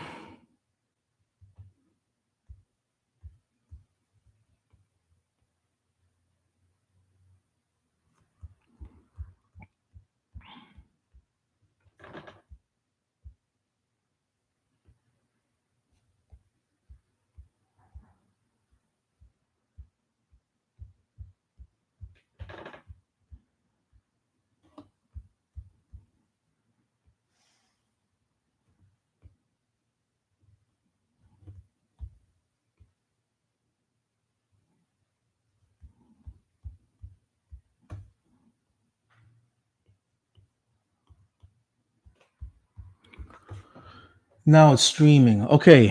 All right. God damn.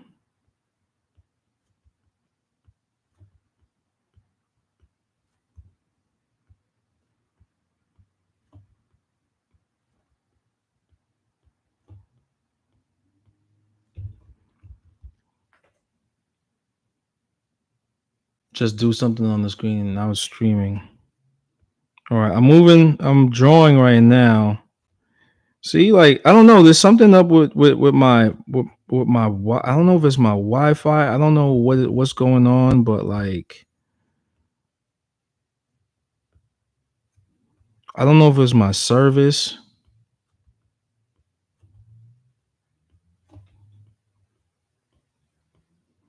I doubt it's my service. I doubt it's that.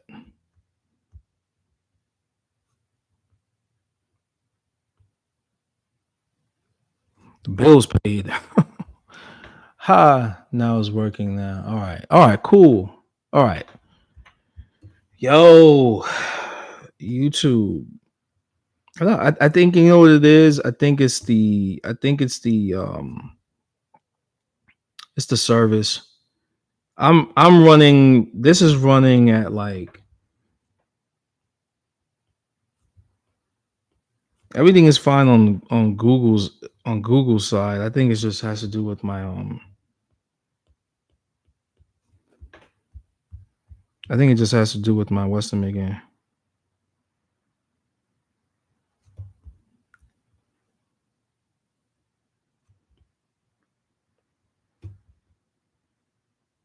It has to just do with my service with Xfinity.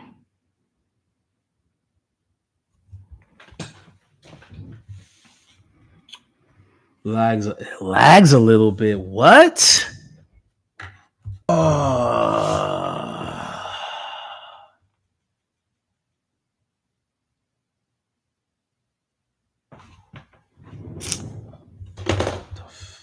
I might have to cut this thing short, man.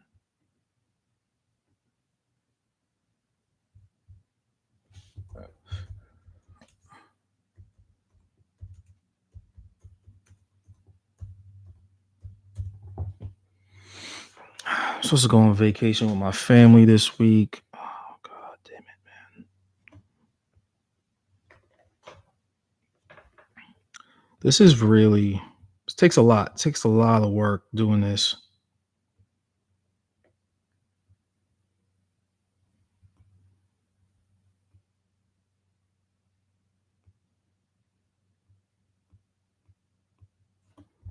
I was getting this cleared the cache on my computer, so all the logins got erased. Oh, my wife is going. She's going through it right. I know it's going through it right now, man. I know it's going through this shit.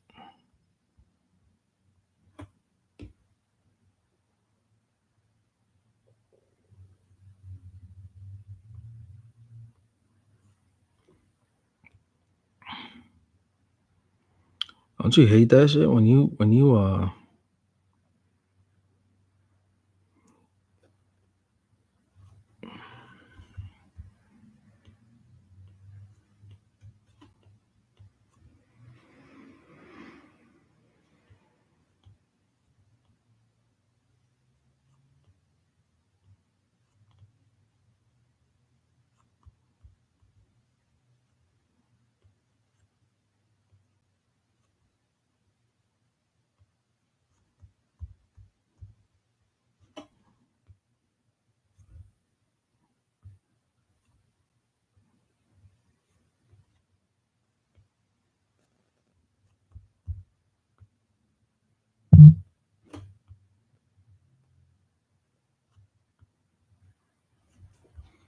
um,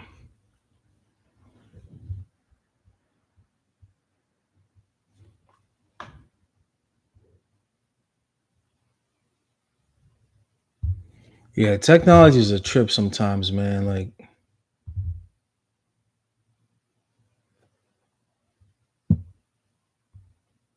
technology is a trip. I mean, but it is what it is. It's not fully perfect, you know. Like I can't help like what's going on. You know, like down the street. It could be something like that, you know.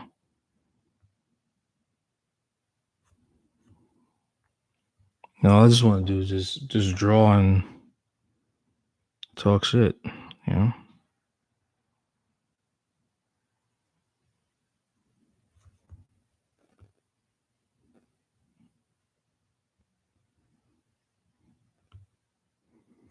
Not talk shit, but just have fun in conversation, you know. Thank you for everybody that like your streams. It's a little bit like a podcast, always portions of philosophy. Oh, no worries, no worries.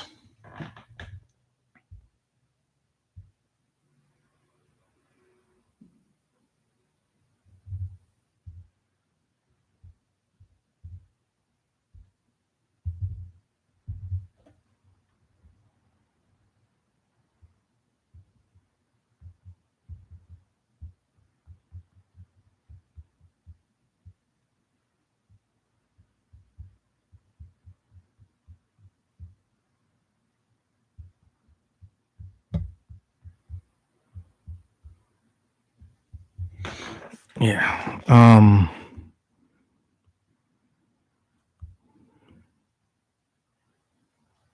Yeah, I was like that. So basically that was my one little story for today is the dude in the Tesla. I kind of exaggerate the feet a little bit, make them big on your phone. Go to Google app and click yes on your phone. All right, go to Google app. Google. Yes, it's me. Leave me alone now. Say goodbye to V when Cyberpunk 2077 Phantom Liberty releases. Wait, what?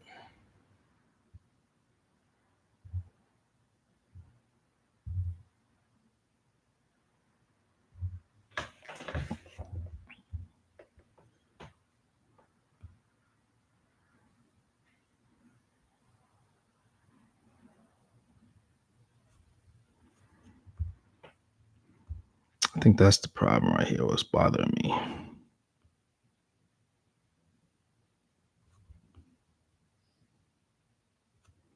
All right, and then put this one here.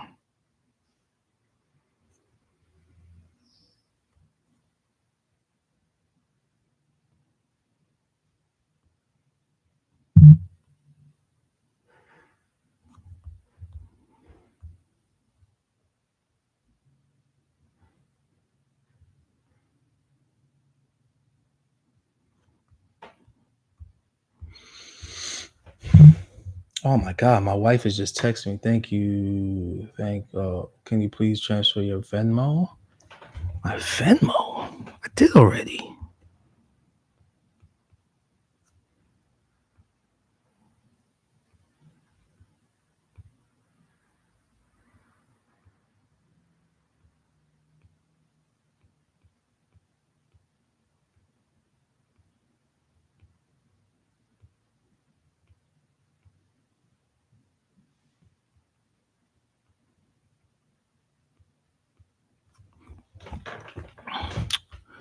I think I love doing. I've mentioned this multiple times. I love doing scales. It's just me. Like scales are just fun to do.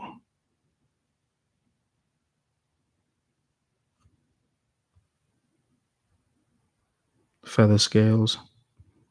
They're a little bit longer. They're not like dragon scales. I'm doing them wrong. Sorry, my bad, my bad, my bad. They start off tiny little. They're more like bumps, kind of bumpier, right? Ugh. See, like this type of stuff you gotta remember. A little bumpier. There we go. And then a little elongated. And as they get, they little right.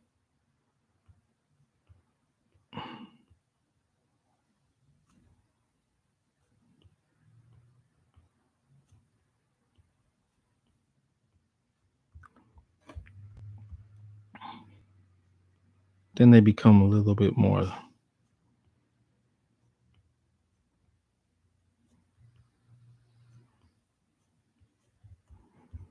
right.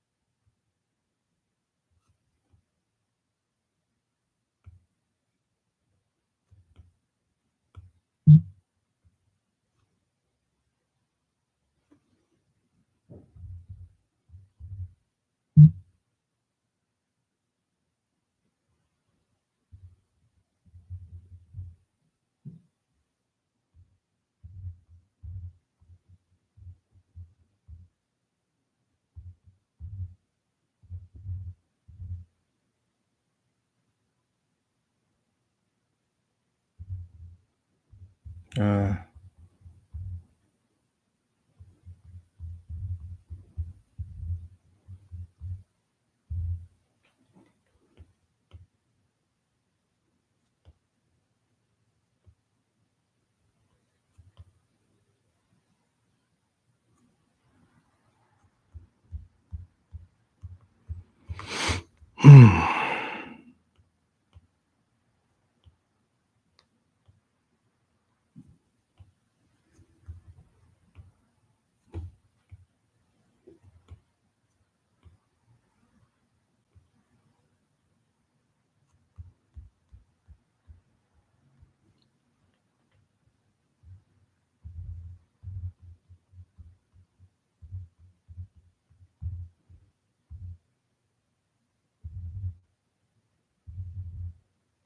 Sorry, folks. I'm texting my wife at the same time.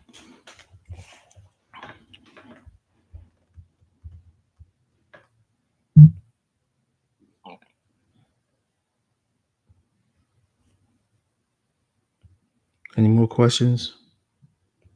Yeah, man. So,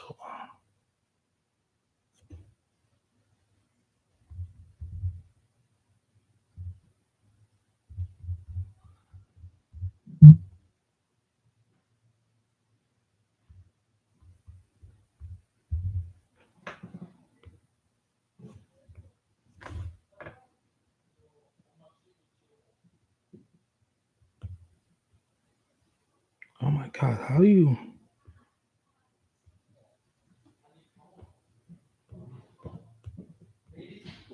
I hope this. Can you hear the? Can y'all hear what's going? Okay, then I was.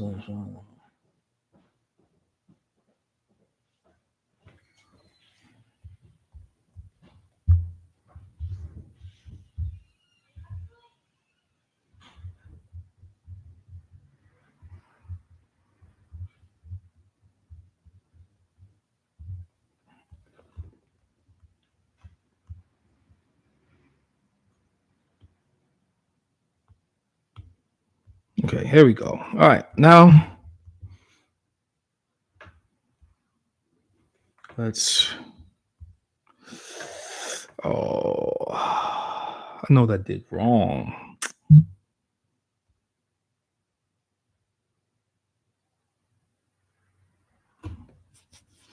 I don't like this wing. All right, let's. What the? Blood? Yo, why y'all all wanna? Why y'all all wanna text me now or DM me now?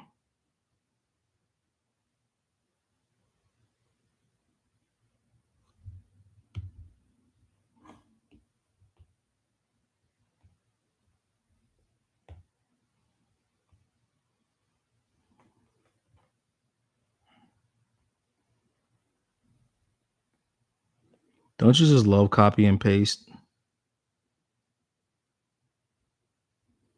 Like, like it's stuff like this.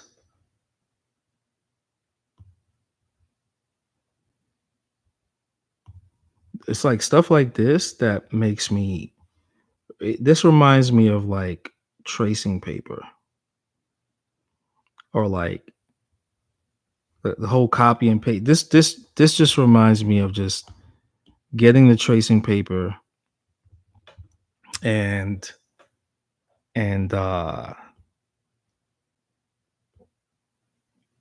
chopping it and and then like moving it around when the drawing is just a little off, enlarging stuff. Instead of doing that at Skull and Sword, like, oh yeah, just chop this and just the drawing's fine, just make this enlarge. So you don't have to do the whole thing. You just enlarge this and yeah, like that. That I like that. Procreate wins on that. Copy paste, move it around. Look at that. You know,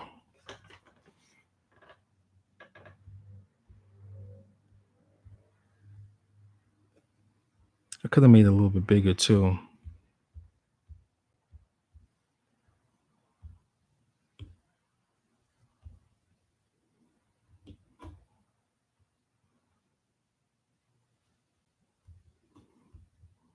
Yeah, there we go.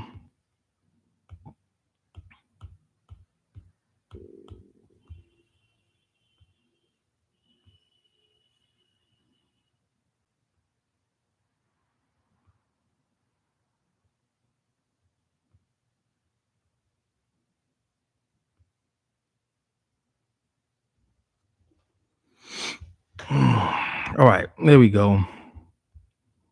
I'll merge that. Now let's refine some more.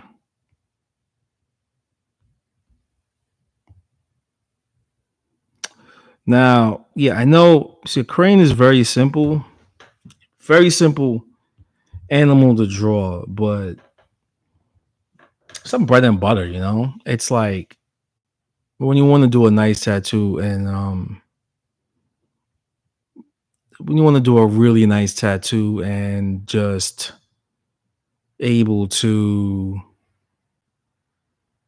do something really elegant. People love cranes. You know,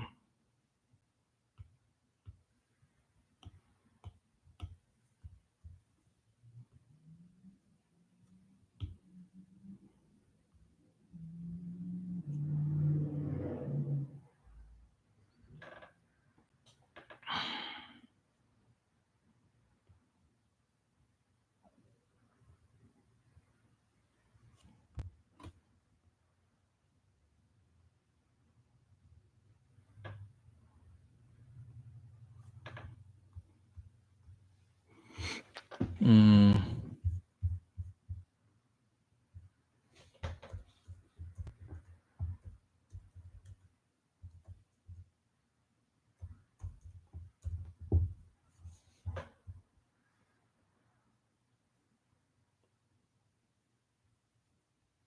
see some like really cool, really cool crane designs. Especially like when you really get in on it, when you really like.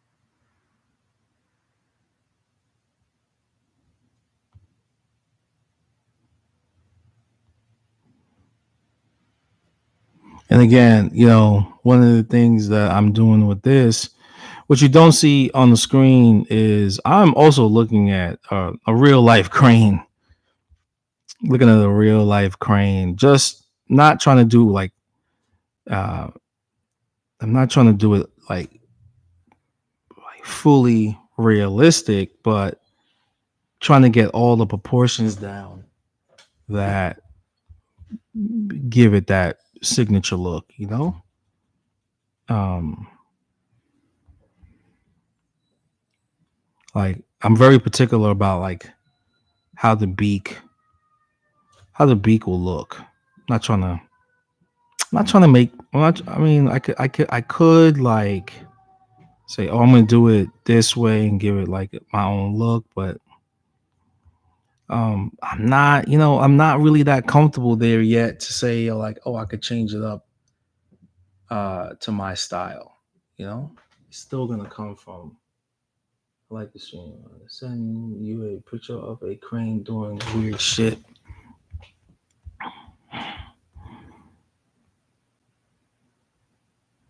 I wish I was like an animator um, at times.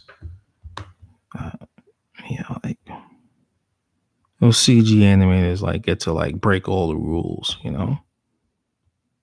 Like the crane from Kung Fu Panda. It's like that's a prime example of like understanding the anatomy of that bird. And but then like like when you see the behind the scenes pictures of this stuff, you know what they have on you when you look at it? Oh, they're looking at a real crane and then they just draw it cartoony, or they animated it a certain way, but they're paying attention to that to give it like, oh, that's a crane, you know.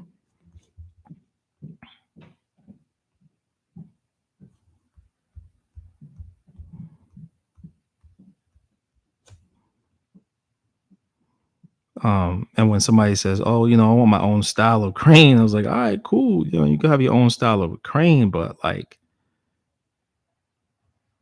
but if it's your crane, if it's like your own, then it's not a crane anymore.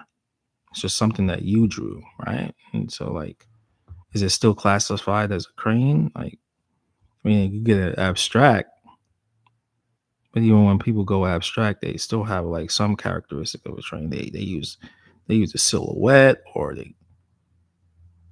So I try to, especially when it comes to drawing them, I go this way, this route.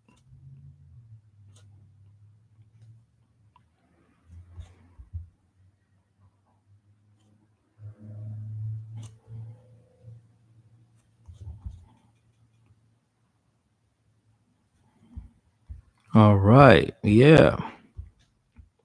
I like the flow of those feathers. Send you a. I'm sorry. Thank you for doing it, man. All right, I read all of those already.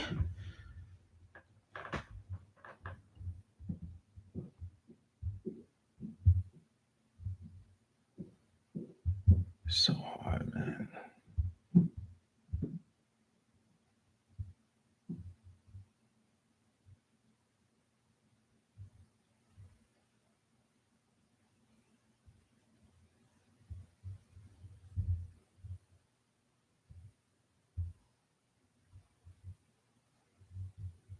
Hold on 1 second.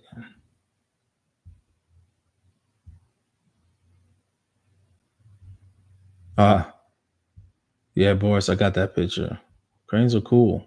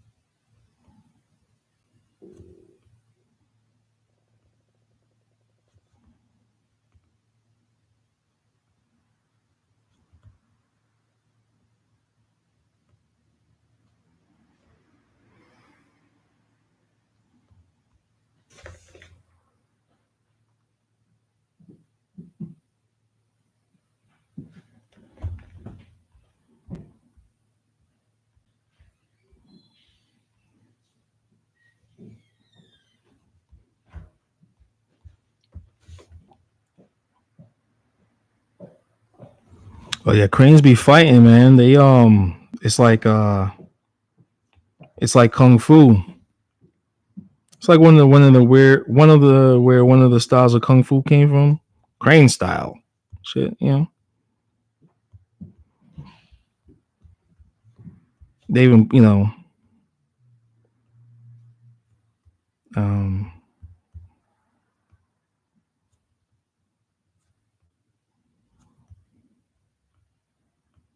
a lot of foot, whereas Mantis is more arms. Yeah, they were all like they were. It's like when you see certain animals fight, man, it's crazy. Like bears wrestle, you know.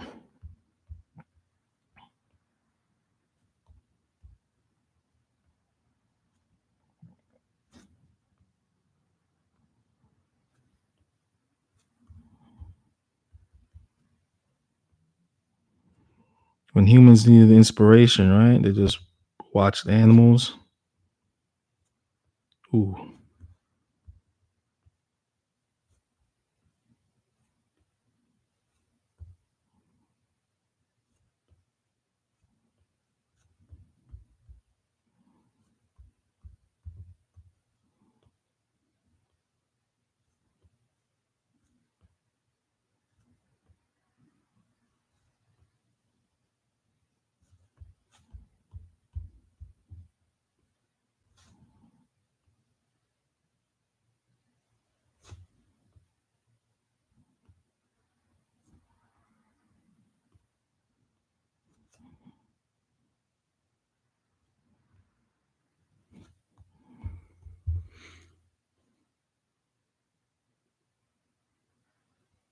Is there anything you always wanted to draw but never found the time to do? I'll draw anything, man. Yeah, hippos are so they just got they got this biting thing, man.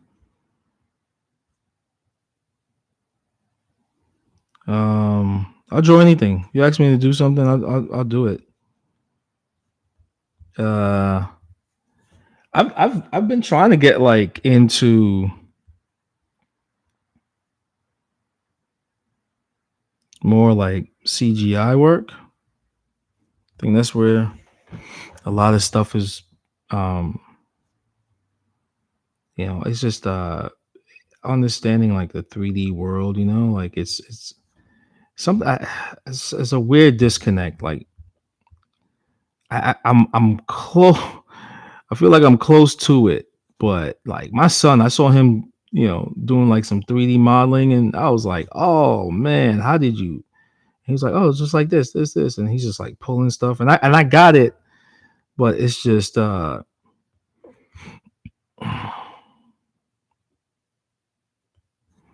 wish I could draw something, put it in a program, and then it will just like make a 3D design for me, and then maybe I could like tweak it, you know. Um,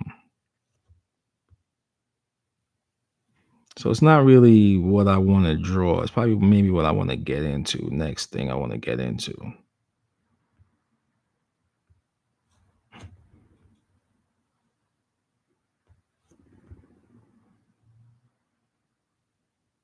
My stomach is just going off. Hmm. I don't like that leg.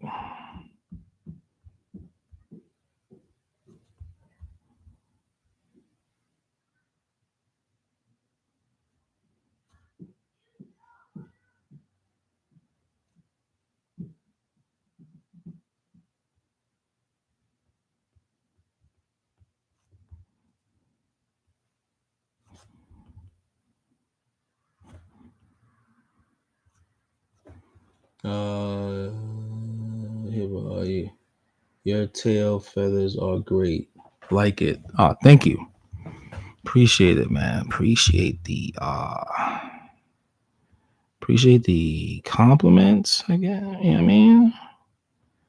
You know? Thank you, my guy.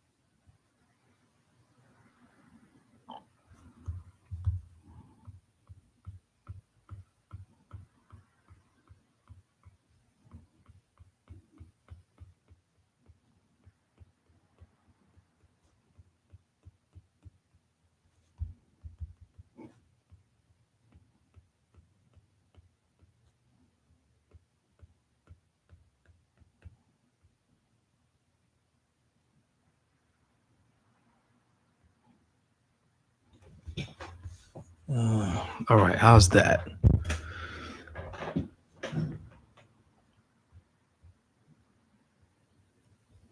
Any recommendations of places to visit in San Francisco?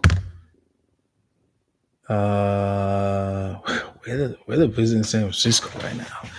I don't know, man. Stay north. Stay north. That's all I can say.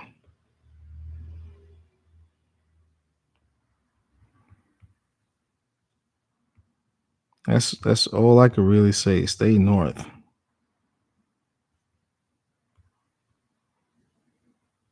You know, don't leave anything in your car while you're here.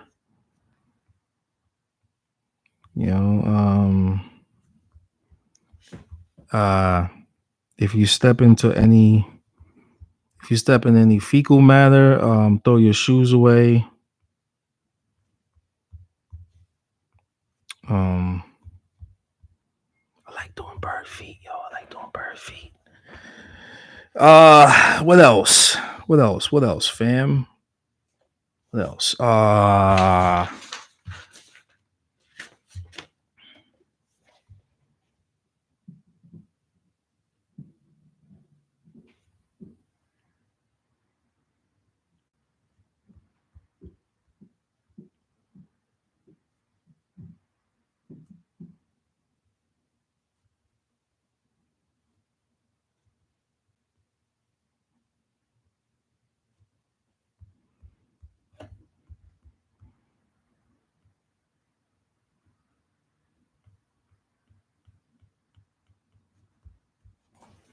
Um,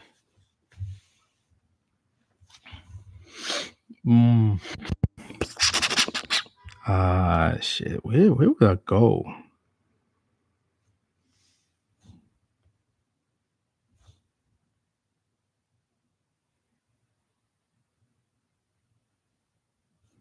I mean, a lot of stuff closed, man. A lot of stuff closed in the Bay. So,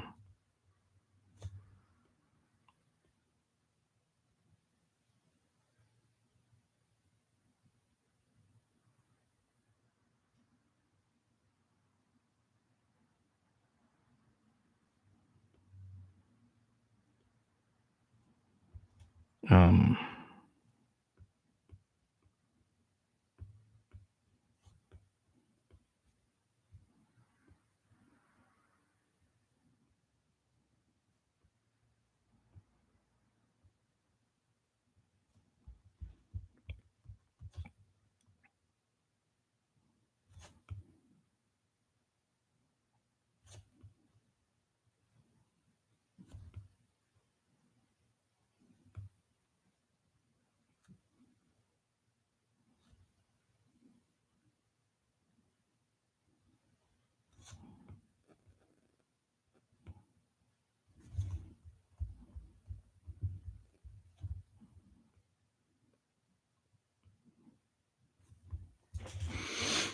I haven't had a chance to see it in person yet. Asian Art Museum. Yep. They Asian Art Museum. That's right there, downtown Oakland. I mean, San Francisco. That's a good place to go to. I would say pretty safe. Great place for reference.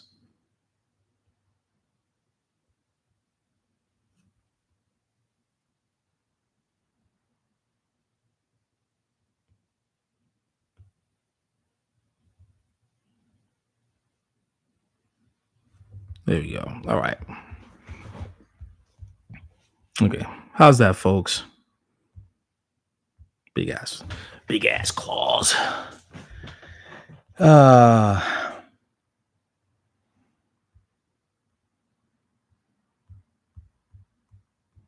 I'll refine those when I'm.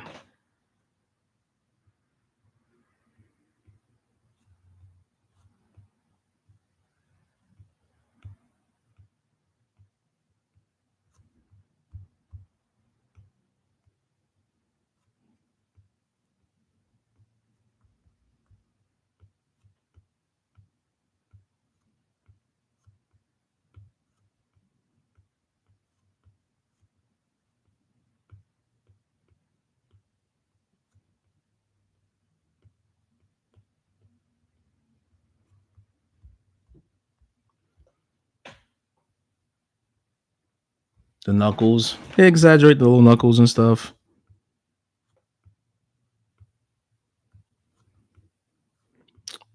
Sometimes like certain things need to be exaggerated on a on an animal. Sometimes transfer. Like I learned that from like Adrian Lee. I remember when he said when he does girl figures and figures themselves, he exaggerates the hands a little bit. And after he explained why, I was like, yeah, I could see that.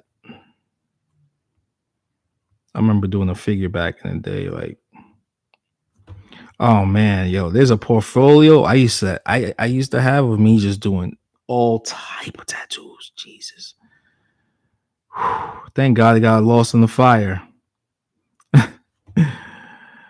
We're like, oh, I was biting this person's shit. I was biting everybody's stuff in New York.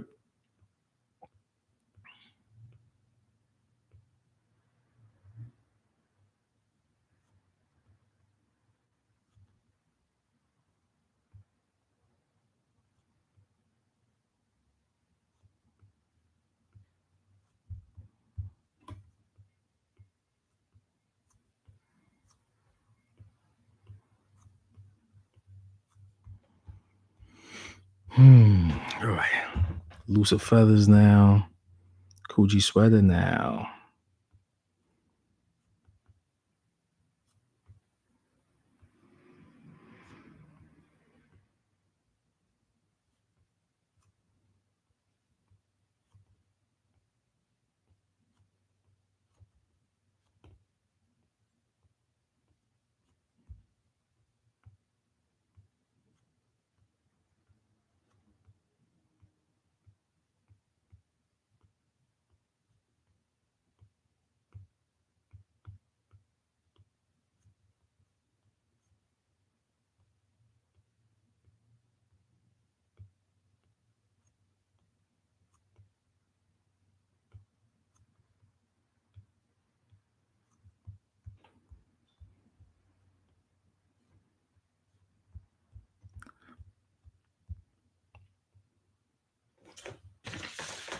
Y'all caught me all ranting today, man.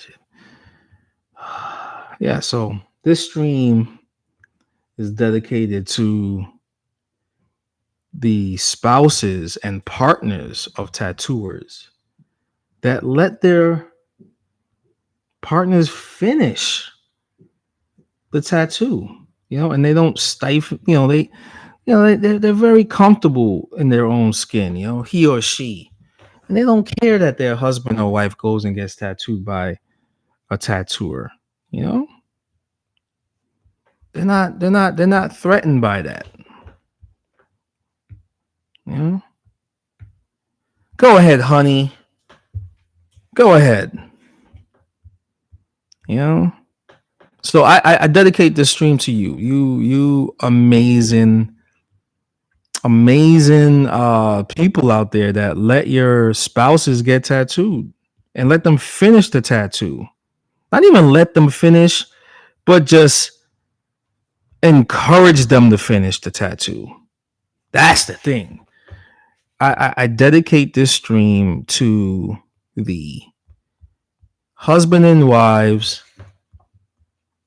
the boyfriends, I do. I dedicate, and I dedicate this stream to the husbands and wives, the boyfriends, the girlfriends that encourages their partners to finish the tattoo, right? Right, tattooers. We love that. We love when the spouses are like, yeah, just root for them to finish the tattoo. And then when they finish the tattoo, they're writing about you. The collector doesn't even write. I mean, they do too, but they're both writing about you guys, spreading the word like it's the gospel, and say you need to go get tattooed by him or her, right? Right. So I dedicate this stream to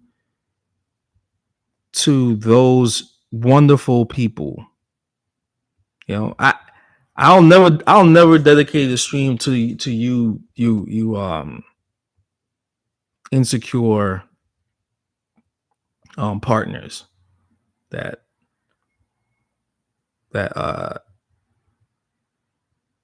you met that person after they were getting tattooed, then you got like these bylaws, and then you just stifle your partner. You stifle their creativity. You just turn them into bowls of pudding of not even pudding, because pudding tastes, you just turn them into mud, and you use your own insecurities, uh just destroy that creativity and that and the energy in the person that you meet. So shame on you, but I praise the amazing, supportive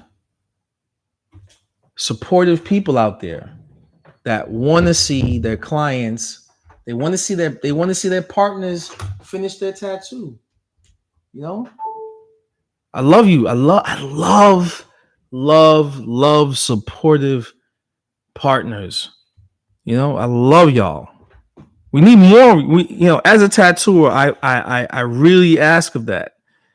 I really appreciate supportive uh partners.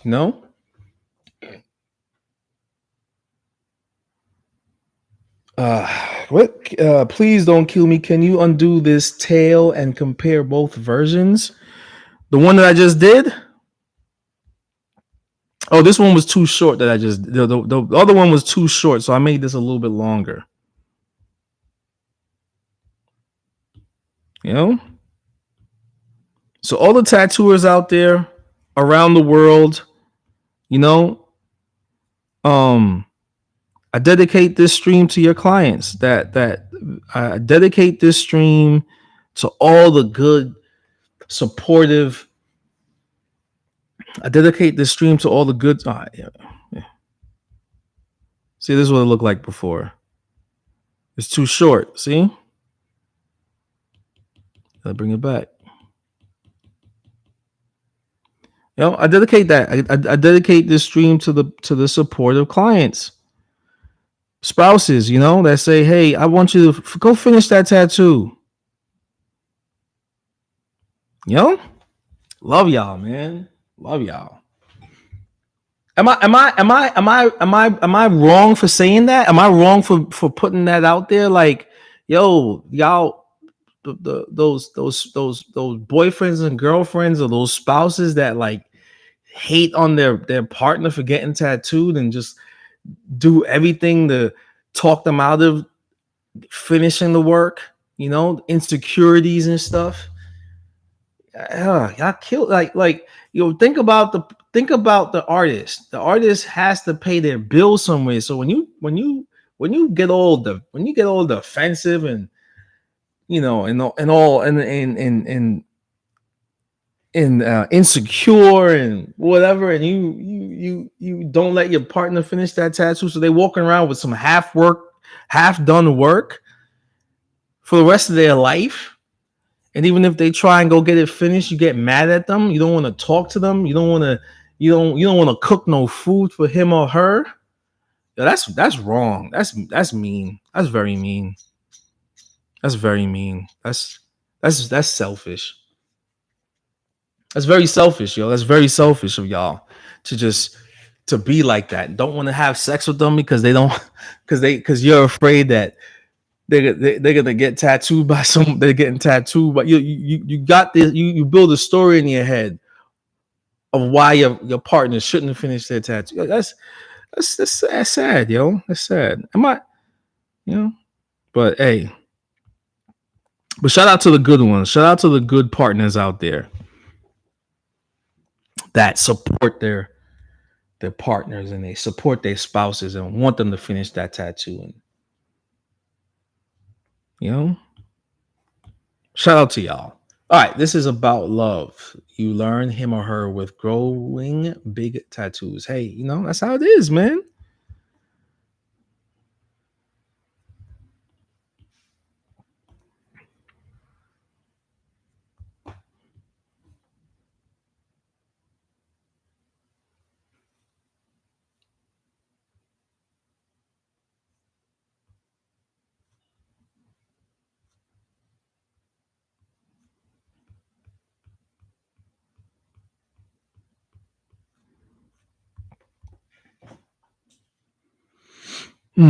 Yeah, yeah, man. Yeah, I had to say it. Had to dedicate that stream to y'all, had to dedicate this stream to this. And this is not just my clients. It's not my clients, man. It's the clients of other tattooers that I know and I don't know.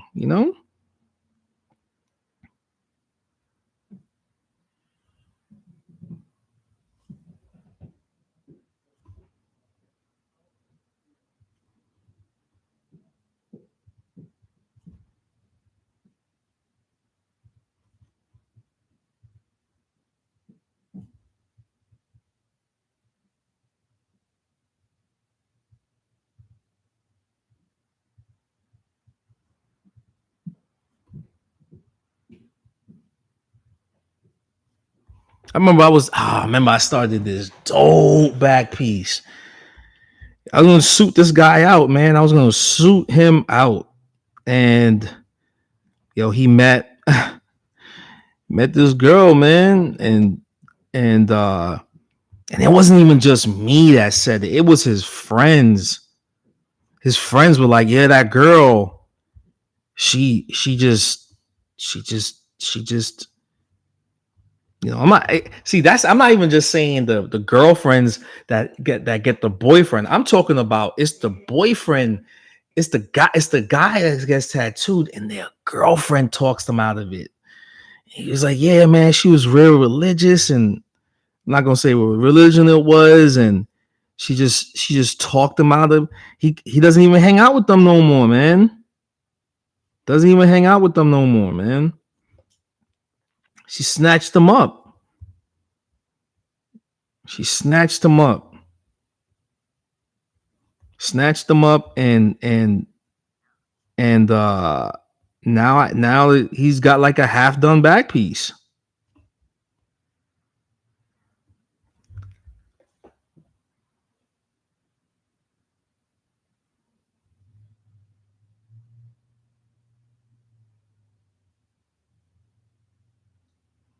A little bit upright, and we could change that later on.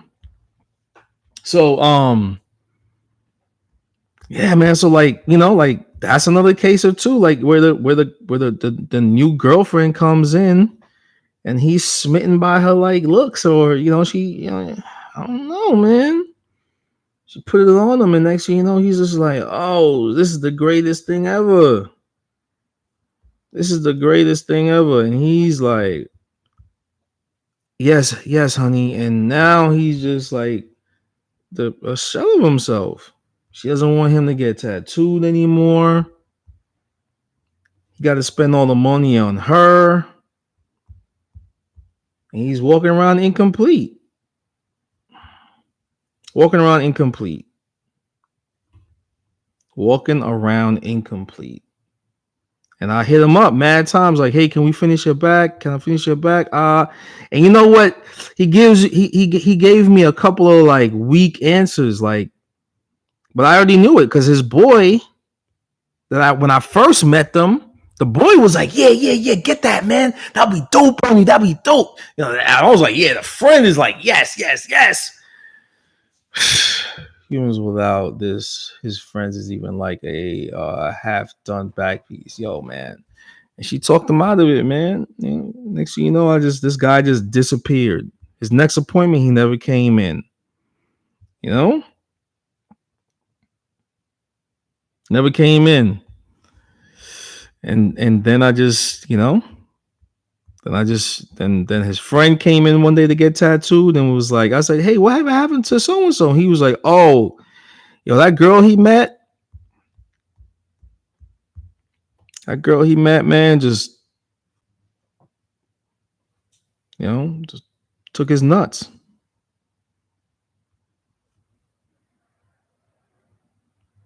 And I've seen it happen to women. The dude that they meet just takes their ovaries,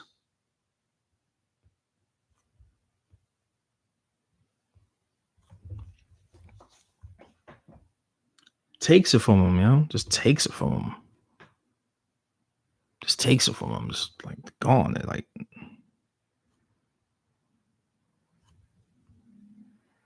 "Give me that."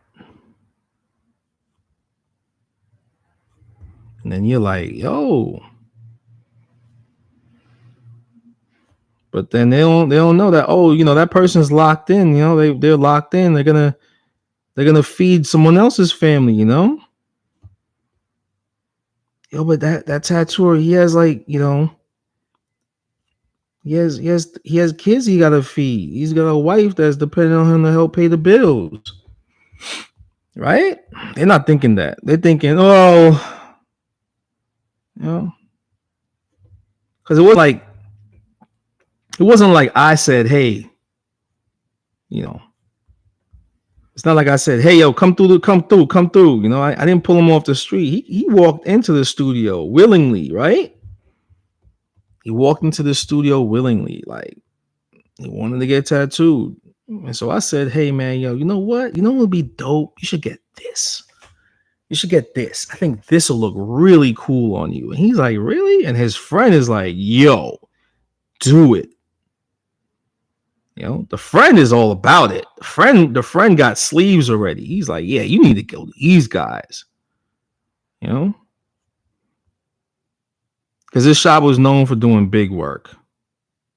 Still is, The friend was like, yeah, this time come around summertime next year, we're gonna all look dope on the beach. We're gonna look cool on the beach. We're gonna have our shirts off. We're gonna be in our trunks. Just gonna be chilling, right? Back pieced up, sleeves, guys were, like just looking, looking right. And guy got a girlfriend, man. Went out one day, saw this beautiful girl, and she took his balls. Said, you can't do this, can't do that. You move out of your parents' house, and like they set rules and boundaries for you, right? But then all of a sudden, your wife is like that, like just wants to say. And what's the logic behind that? What's the logic behind that? No, no, no. Your boss tells you no. Everybody else tells you no, and your wife. Oh, you go home and your wife is telling you no. Like, oh shit. You imagine that? I'm not trying to sound like.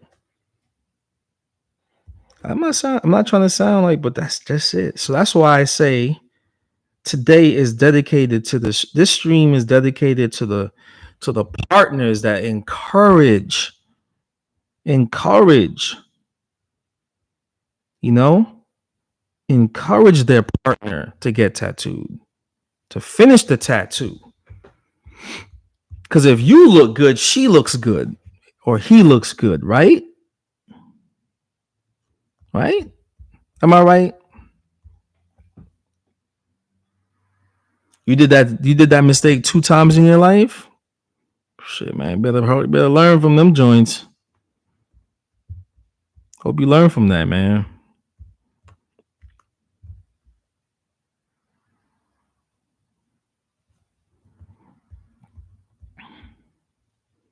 So I praise you, amazing partners that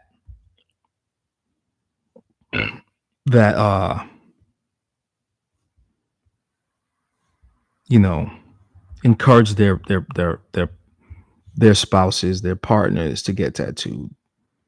Girlfriends that are not over religious and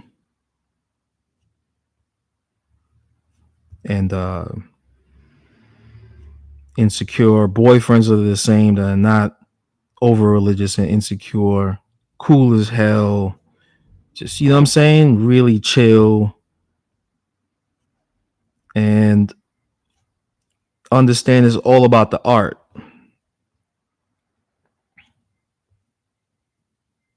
It's all about the art. It's all it's about. 2 decades of life, man. That's 20 years, fam. They understand it's all about the art. They understand that the artist has no hidden agendas, and then that's it. Everybody's happy. The artist, the artist is happy. He gets paid. She gets paid. They can feed their family. You know, the collectors, the collectors happy, right? Right?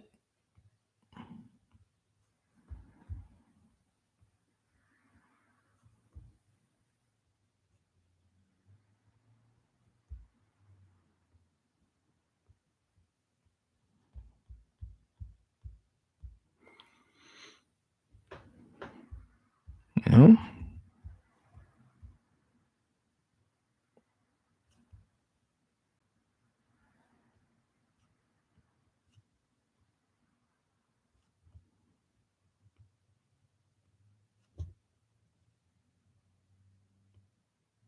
everybody's chill and happy. So again, this stream is dedicated to those amazing partners. Those amazing partners, man.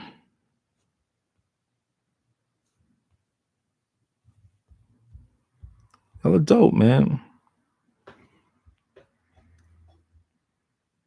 Mm.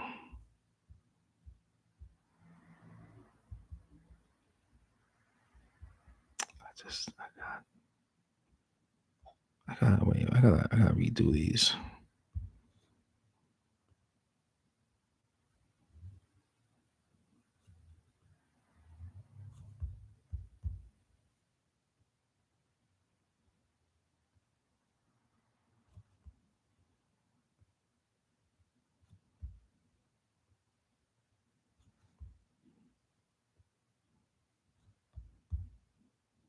I remember I met a guy. He he yeah,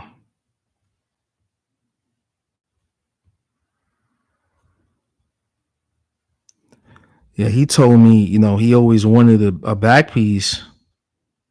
He wanted a suit. He was like, I was this and this. I always wanted a suit, but my ex-wife talked me out of it. She wouldn't let me do it. I was like, wow, I was like, wow, that's crazy. And then I think they got divorced. And you know what she did? She went out and got a tattoo. And he was like, that shit made no sense to him. He was like, she was adamantly against tattoos. And it's not like he ever said, yo, I don't want you to get tattooed.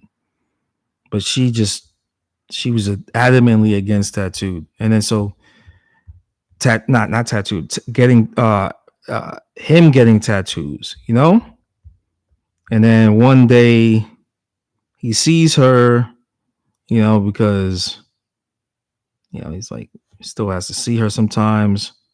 And then one day he sees a tattoo on her arm, like a half sleeve or something like that. Like he just said, what the fuck? So he came in and got tattooed. Got started his back. Finished it now. But he was blown away. He was like, he said there was arguments for weeks about him. It's like she kind of like, it was brainwashing arguments, so he didn't even want to think about it. And 6 months after signing the papers and stuff, he's walking down the street and sees his ex, and she got like a short sleeve on, and he sees his tattoo on her arm, and is like, what? I think that was one of the things that bothered him the most after that, because he saw her with a tattoo and he thought she would never get a tattoo. And the other thing is, half done piece will make you struggling to find the artist who willing to finish it. Facts, man, facts. You know what I'll do sometimes? I still follow him, and I'll like a picture. I'll like a random picture. I'll like a random picture so he just sees my name pop up. Like I'll unlike it and then like it, just to know I'm watching him, man. Like, yo, I still got a back piece on you, right? You gotta understand, man. Like, this is energy right here being put into it. There's there's a human being that was behind that drawing, right? There's a human being behind that drawing. That's the thing. And so there was energy put into it. She should know better, man. There was some God given. If she believes in God like that, there's some God given energy put into that design. That's on her boyfriend's. They probably married now. Maybe, I don't know. Um, um, and there's energy put into it. So it's my energy out. My energy is out there walking around. My energy is out there walking around.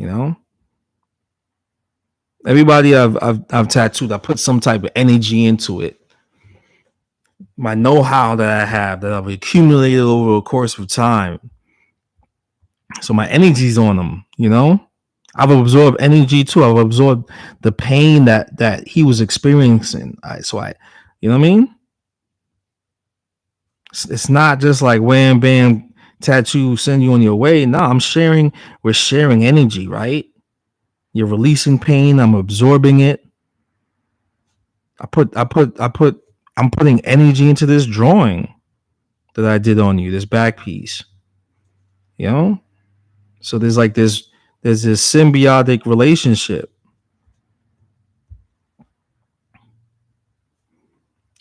This is not some run of the mill. This is not no fast food. My way, this ain't no McDonald's shit. This ain't Burger King. This is a gourmet meal. This is a gourmet meal, man. This is where it takes you're waiting 45 minutes for your meal to come out. Anybody ever had that? You gotta wait 45 minutes. You know the wait's coming. You know you gotta wait. Cause that cook in the back is taking his time.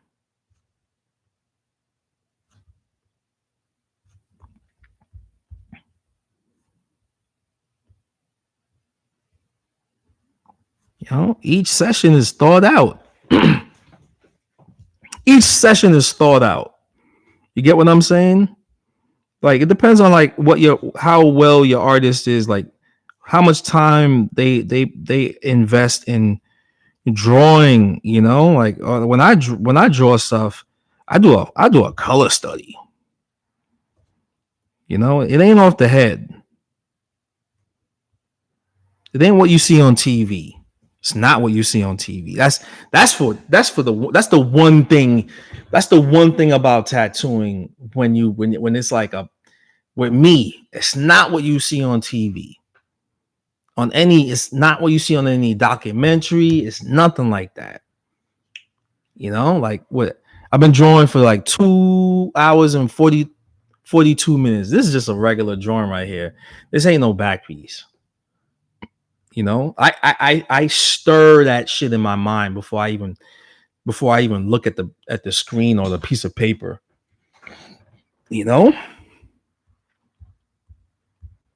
I sit on it. I sit on the idea. Oh, when you want to get tattooed? All right, cool. It really depends. It depends on if it's the next day or whatever. But even still, if it's each, it depends. It depends. But if it's something that I'm going to be working on, you're coming from out of town. If you live in the city,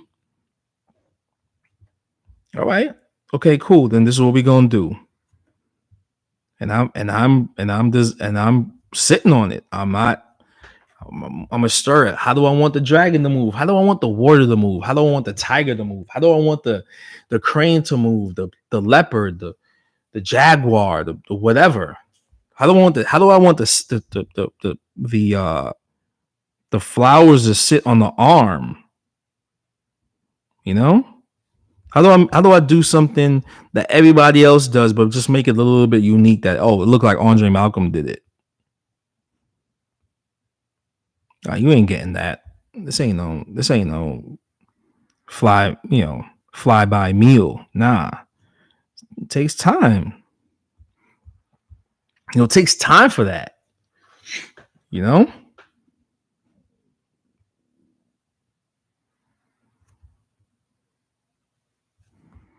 it takes time to think that out. And then I'm staring at the paper.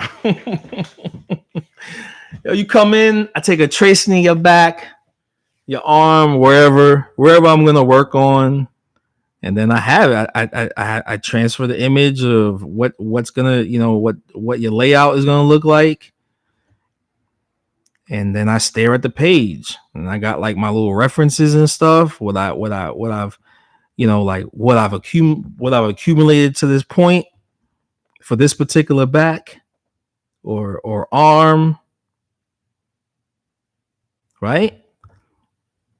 And then let's go. I'm sketching. And for each person, I do I do 2 to 3 sketches. All right, I do 2 to 3 sketches. Everybody that's come here and like they see a back piece, whatever design, like that's how it is. And then I sketch all that shit out.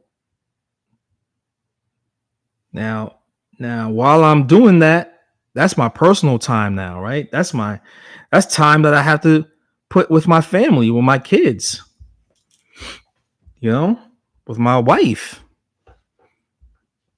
Like, luckily she's busy too. So we're both busy just doing what we got to do for work, and I'm drawing, I, it's so crazy when I'm drawing something. Before I even draw something, if I'm with my daughter, I'm thinking about what I have to do. Is that crazy? You're impeding on my daughter, my child's time. But that's just part of the game. That's the creative process of most artists. Um, if they have kids, if they have to draw something. Oh my god, I can't imagine being a comic book artist. Jesus. But hey, the work got to get done, right? And then when I'm drawing, everybody's sleeping at home. I mean, everybody's sleeping in the bed. My wife finishes her work. We decide to fool around and get frisky that night. And put her to bed, and then I gotta get up. Then I go draw. I'm drawing. I'm drawing, yo. But luckily before that, I had already prepped. I already prepped the design. I did a few sketches.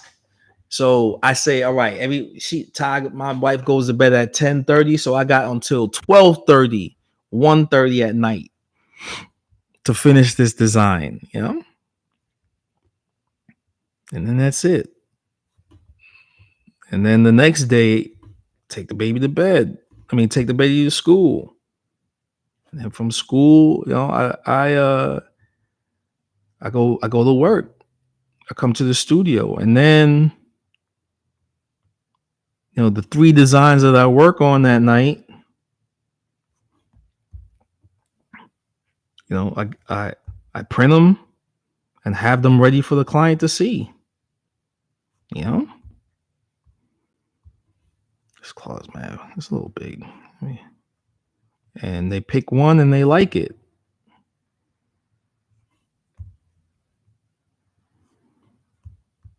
They pick one. They just pick one, you know?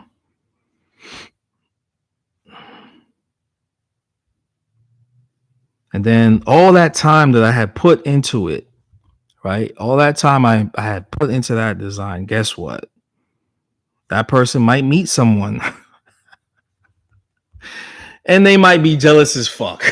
They don't want you spending no extra money on yourself. They want all that money to be you. Or he don't want you getting touched by no stranger. You know what I mean? Like he the only dude that's supposed to be touching you or whatever his make and model is. I don't know.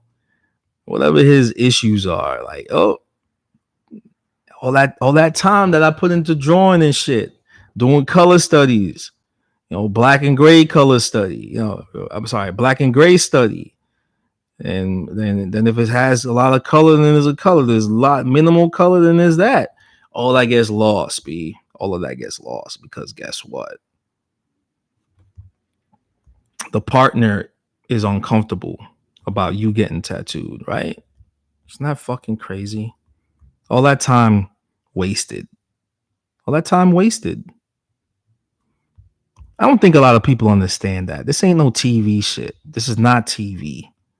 This is real life. It's real life. It's real life. I do this so I could pay my bills and so I could be a part of society. I could pay my bills on time. I can pay my taxes. You know what I mean? If you don't like a person with tattoos, don't date them. You know, because they're gonna get tattooed. Oh wow, like see the time and energy right here? I don't like that. Something's not right. Now I gotta fix it.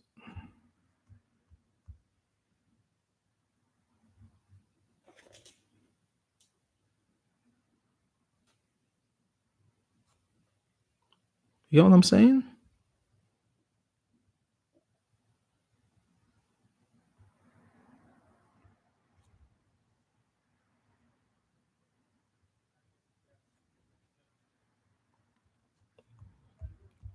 So if you're a collector and you're watching this, understand that there's time and effort, man.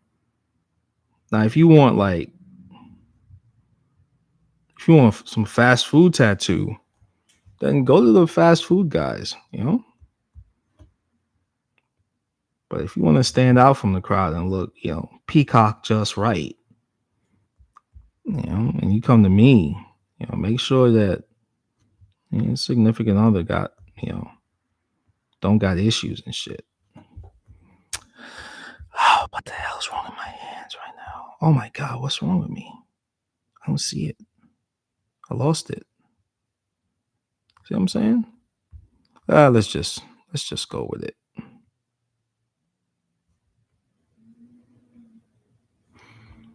How long did it take to get your cameras back? I haven't gotten them back, bro. They are still. I'm supposed to be hearing from them tomorrow, either today or tomorrow. I haven't gotten anything back yet. This is I'm streaming from my phone right now. So yes, ladies and gentlemen, this is what this is what tattooers got to go through, man. The amount of energy, like I said, that gets put into a design, And if if you have some work done and show this, and it's not done yet because your spouse is blah blah blah. Show them this. Show that how and it might not be me, might not be me that tattooed you, but somebody else tattooed you, and they don't want you going back there because blah blah blah. Show them this because they are disrupting the natural order of things. That's what it is. They're disrupting the natural order of things. They need to know that they're not being productive in society. It's like they're part of the anti-life equation. They're children of dark side. You know.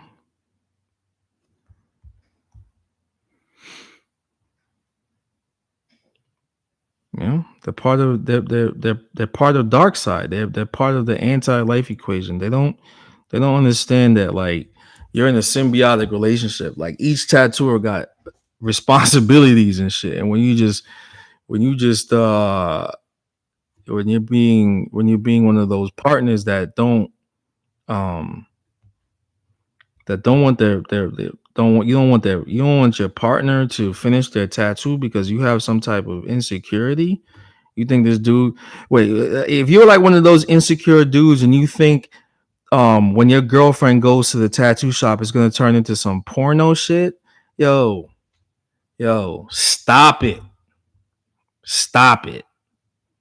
If you're one of those women that think your husband or boyfriend is getting this tattoo to get other women, yo, stop it.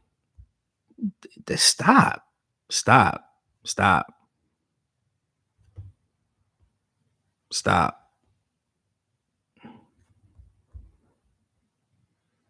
Don't let someone else's fears become your fears. You know what I mean? Stop. Because all you're doing is making it harder for that artist. Imagine this is an artist that has to pay rent at the shop and rent at home. And guess what?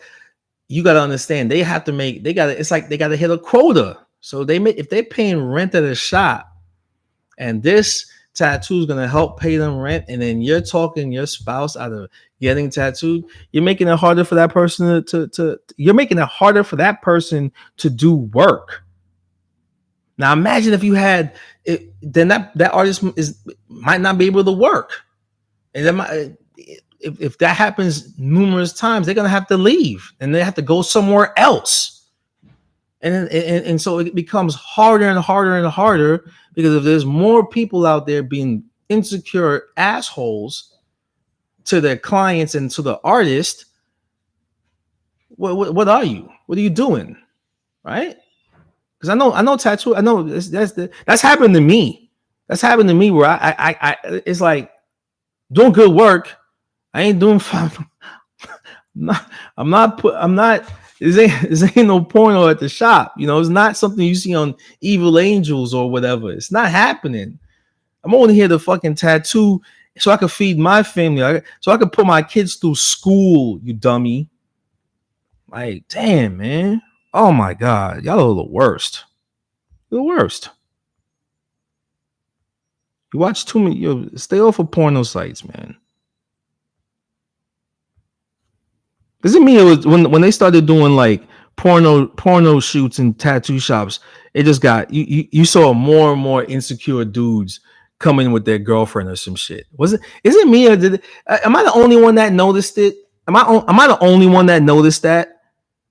When Suicide Girls started doing videos at shoots in porno shops, the more insecure dudes started coming out the woodworks, right, with their girlfriends. Am I the only one? Am I the only one that noticed that?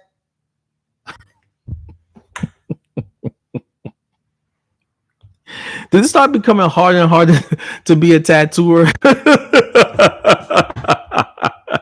like what?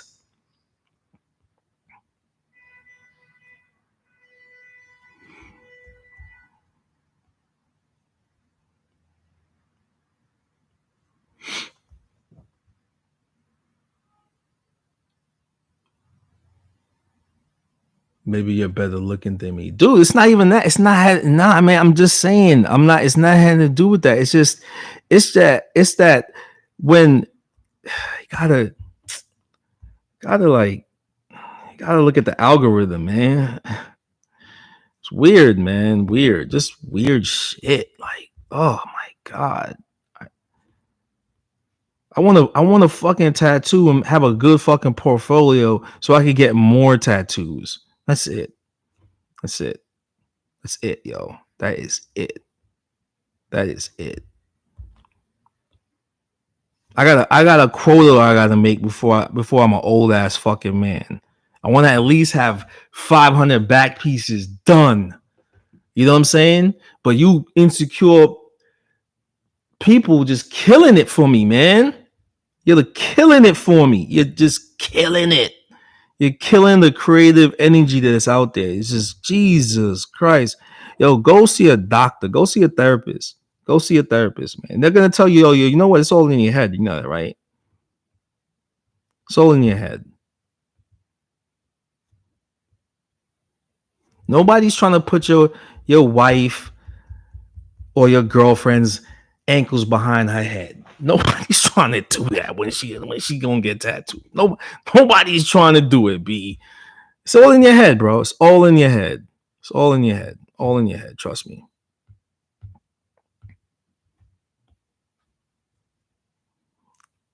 You know, ladies. I don't know. I think.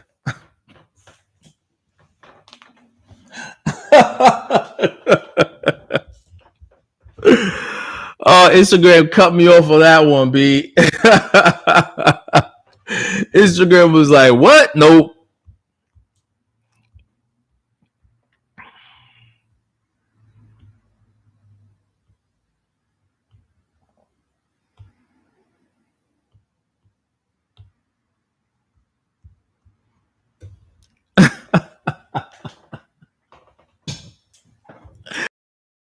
I'm a savage today, yo. I'm a savage today.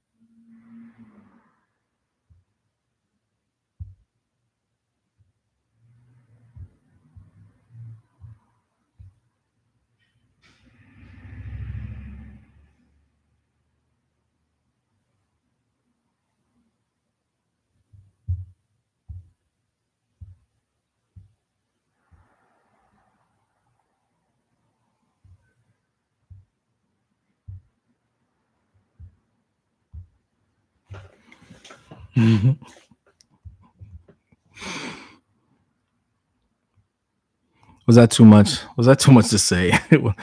was I saying? Was I saying too much? I think it needs to be said though, yo.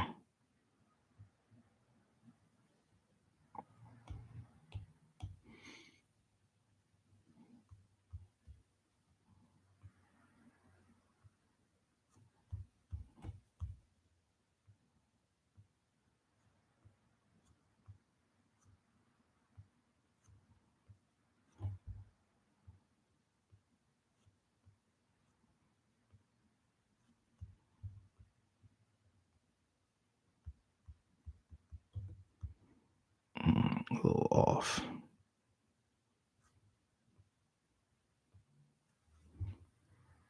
All right. All right.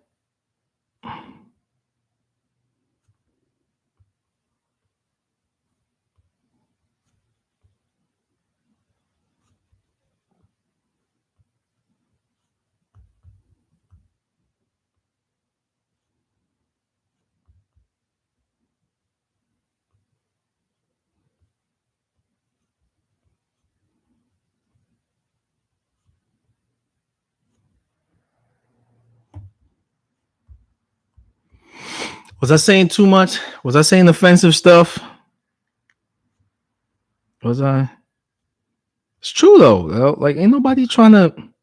Ladies, ladies, like your husband's not gonna get this tattoo and then start bagging mad chicks.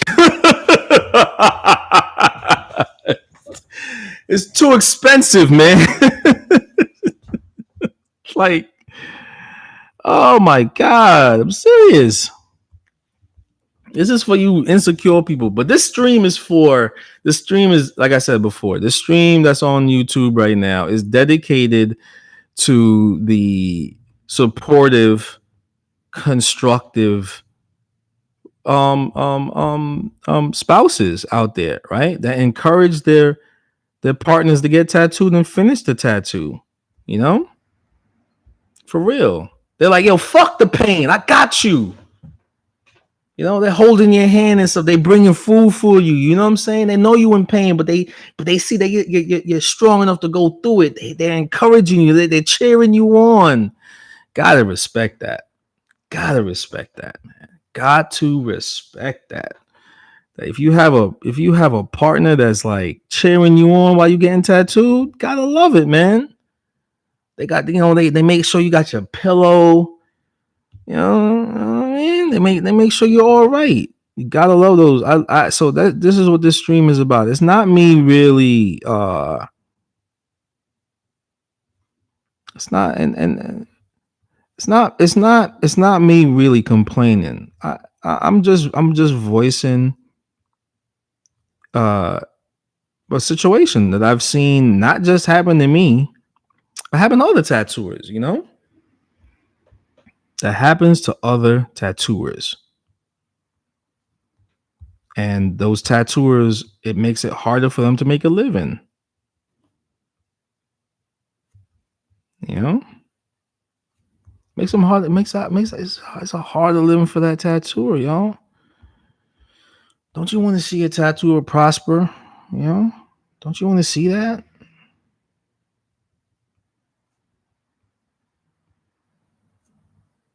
That's what I'm talking about, man. That's all I'm talking about. All I'm talking about is shout outs to the good spouse, the spouses out there that encourage the number ones to finish the tattoo and even encourage them to get more. Like, oh, babe, you look, and I'm like, yeah, babe, you look great. Get more. And then she gets more. He or she gets more. You know? Don't you love that? Don't you love that, people? You know? Because, yeah, there are some scumbag tattooers out there. Did he demand his deposit? Look. Yes, look. There's some scumbag tattooers out there. I totally agree with that, right? But that's the thing. Like, you kind of gotta look at the work. I don't know any scumbag tattooers that are really good. There's a rapport that you have to have with your clients. You know, when a client is getting some really cool stuff, no matter if it's small or big, your tattoo is gonna go all the way out their way. They're gonna go out of their way to make sure that you're comfortable at all times. Yeah, and yes, there's scumbag people in all professions. There's scumbag doctors. Did he make the man his deposit back for what? Not finishing his tattoo? Hell no. You don't get nothing back.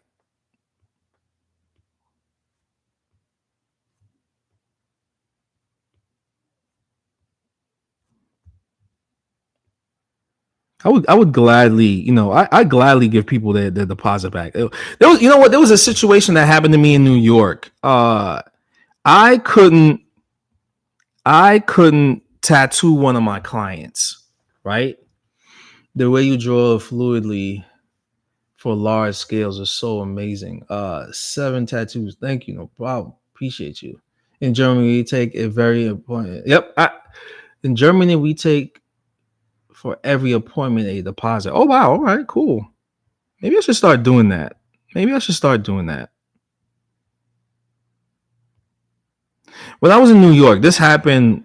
This just happened. This just happened in New York. A client of mine that I haven't tattooed in years, maybe like my first year of I think it happened like either when I was in Harlem or in the Bronx. She had a 4 o'clock appointment, but I had to run out to this office building to get some paperwork from my uncle, you know, and it was taking longer than it should have, and I didn't know it was going to take this long. And come to find out, like the person at the front the desk that worked at the tattoo studio said she was chill, but the boyfriend wasn't.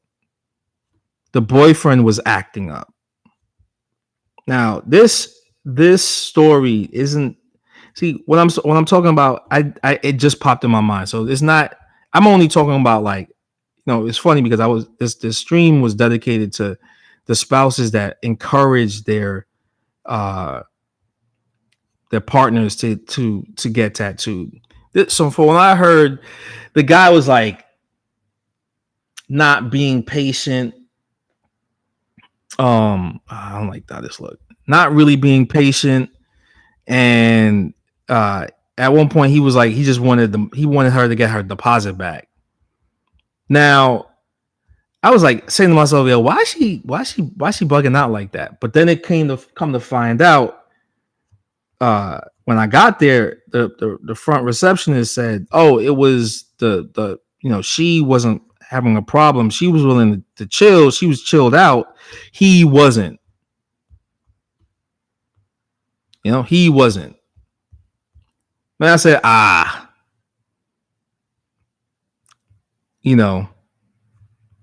know what happened. This dude wasn't having it.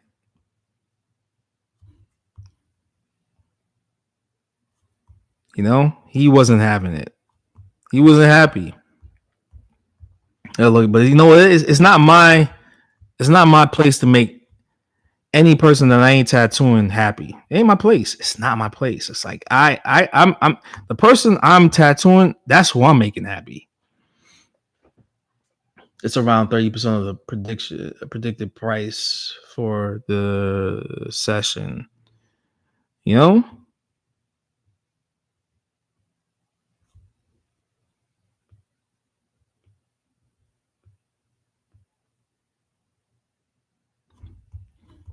gave her back the deposit. I did come late. It was my fault, but I left early to get some paperwork, and it just took longer. And honestly, I was gonna give her, because I was running so late, I was gonna give her a fat discount. Like, yo, I'm sorry. Like here's to compensate for being late. Like just pay this. But if you show up with a person that they're showing you how they act like this, like, yeah, man, like that's always gonna be the case. It's always gonna be the fucking case, And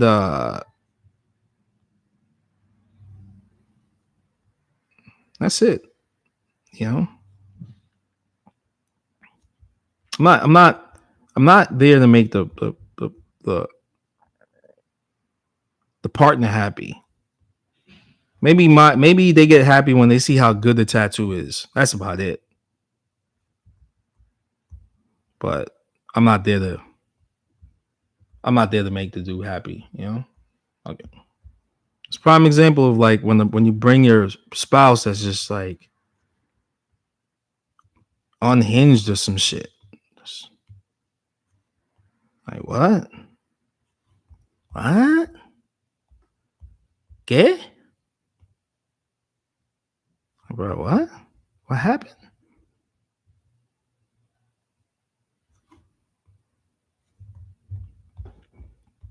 So I said, all right, cool, no problem. I give him their money. The next day, it was the Monday. I got back to California. I couldn't do it.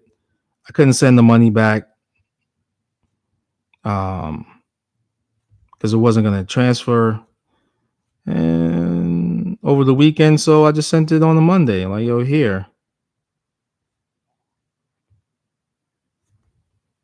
And I know for a fact I'll never hear from her again, because dude like that Do like that. Yeah, I was late. Cool, fine, sorry. But you were gonna get a discount. You were gonna get a discount. I'm not a fucking asshole. I was doing a favor for someone. It turned out later than it should. I know I'm in the wrong, but from no patience at all, like 15 or something minutes of waiting, he was like, I want my money back. Like, damn, bro, really?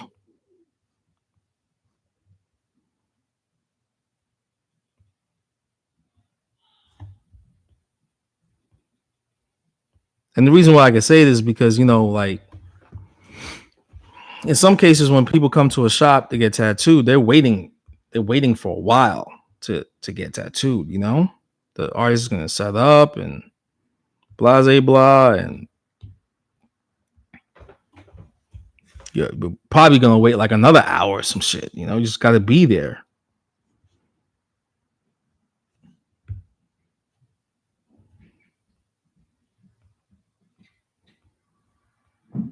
Yeah, so thank you thank you all these years. Let me give a shout out to all the really good spouses that encourage their tattooer. I mean, encourage their partner to finish their tattoo, cheers them on while they get tattooed. You know,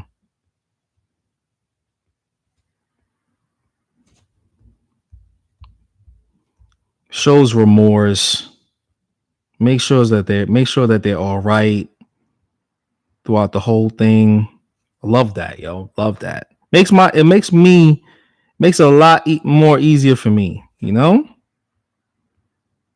I got one client. His wife, she does like she taps him on a different part of his body, so it takes his mind off the pain. Like, how awesome is that? You gotta love stuff like that. You gotta appreciate shit like that. It's a very human thing to do. You know?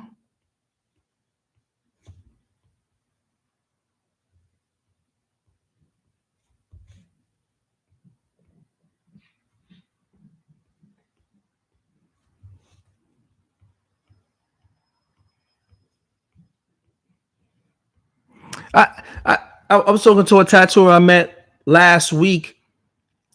She was doing a full torso on a guy, and his wife loved it so much she's getting a leg sleeve. How dope is that? Come on. You gotta love stuff like that. You gotta love stuff like that. You got to. You gotta love stuff like that. That the tattoo turned out so dope. The guy's got two full sleeves. Now he's getting his whole torso done. Right? Now he's getting his whole torso done. And his wife sees how good the work is. And now she's gonna get a leg sleeve? Like, if that's not a supportive spouse, I don't know what is. I'm not saying you have to be even into tattoos. I'm just saying that, like, that's support. They can share an experience together. They can share an experience together. I like that, man. I like that. You gotta love it. So again, this stream is dedicated to supportive spouses that don't talk their partners out of getting tattooed. That are not insecure, but secure in their mind, right? It's cranes too, because cranes are lovebirds. They're together forever, right? Is that they're partnered for life. They're partnered for life.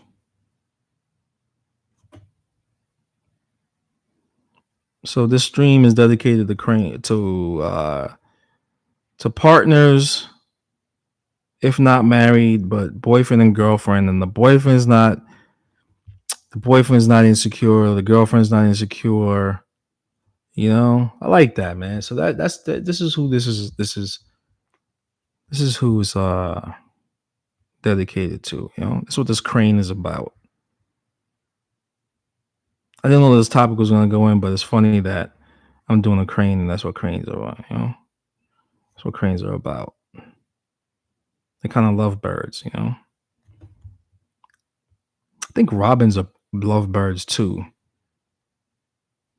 This it's crazy. This robin is behind my house, and I think it was last year. Its mate died. So it something attacked it. Either it was like a red tail hawk or owl or something, and the and the and it w- and you could just see like its wing. You could see that the mate got it got caught out there. Got caught lacking, and for like a week straight, the other mate, all you could hear is just chirping, looking for it.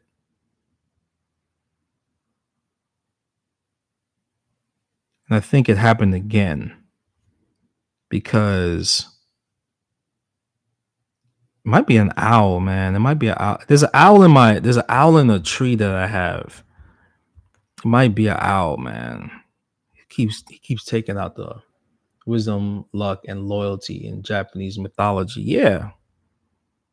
Loyalty, right? You have a loyal partner, and but naturally they are they're yeah. So I did like a simple crane, really simple. I wasn't trying to do anything ultra dynamic today. Just something nice and easy.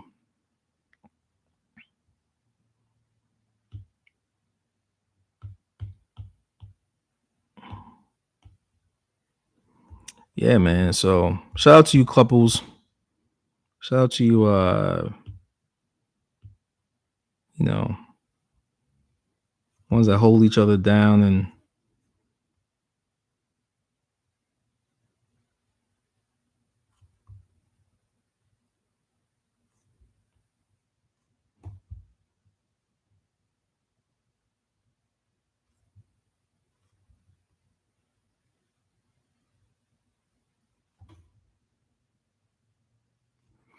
know that this the feet are ultra. Maybe the simple things aren't that easy like some might see them.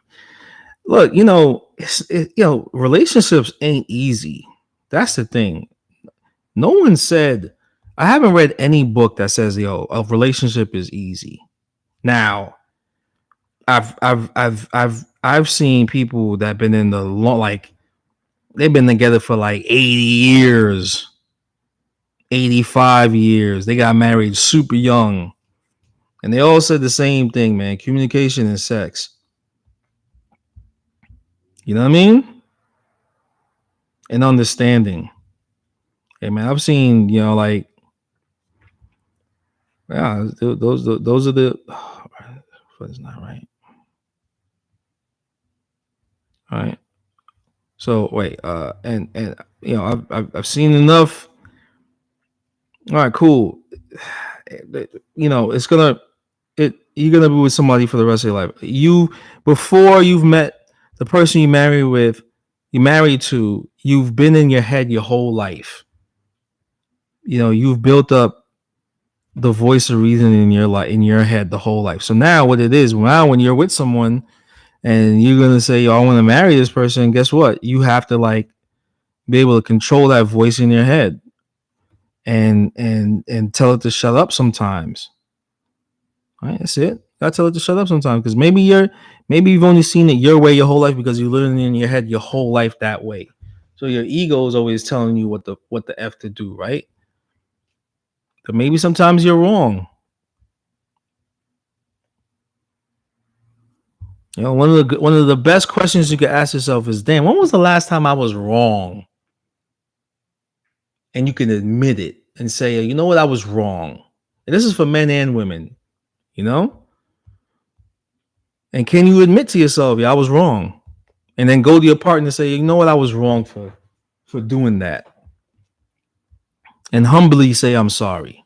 If you can't do that, then you're a psychopath. You're a certified psychopath, yo. You're a certified psychopath. If you can't do that, you're a psycho. For real, you can't.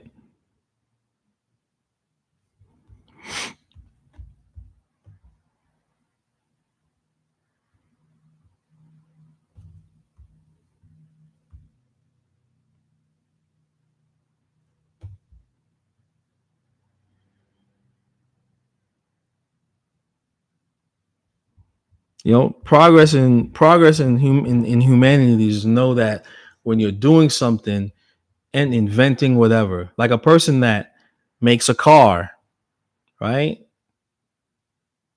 You know, like for instance, the car itself, right? When there was no seat belts and somebody hit something and went flying out, they were like, the car company's like, oh man, we messed up. We gotta fix this. All right, make a seat belt. Boom, that's it. All right, that's progress, right? It's why the iPhone is an iPhone 15 now, is because each phone is an upgrade. That means they figured out mistakes from each phone, so that's why they're at the 15. I only respect things that have numbers. That's why I don't really read most religious books, because how many times has it been upgraded? You know, the dictionary is always putting new words in. There's always different things. The dictionary is always being updated. If you ain't updating the technology that you use, you're being stagnant. You're in a stagnant state of mind. You know what I'm saying? That's all it is. It's a form of damn, I don't like this. Oh, I don't like them wings. See, I can admit that I made a mistake right here. This is trash. This is trash. Take this out. This is trash. These body feathers is trash. Gotta be able to look at it and be like, yo, this is whack. I didn't see it. I should have seen it. See? We're at iPhone 15. You know why we're at iPhone 15? Because they've come across so many bugs. They've come across so much new technology that guess what? You always have to go forward. You know? You're only going forward. You can't stay. You can't. If we were still at iPhone 1, it'd be trash. People are being innovative. They're thinking of new things, you know? More data is being collected, so they have to upgrade it every time, right? Right? Because the phone is not just it's a smart device, but what's being smart about? It's being smart about collecting data.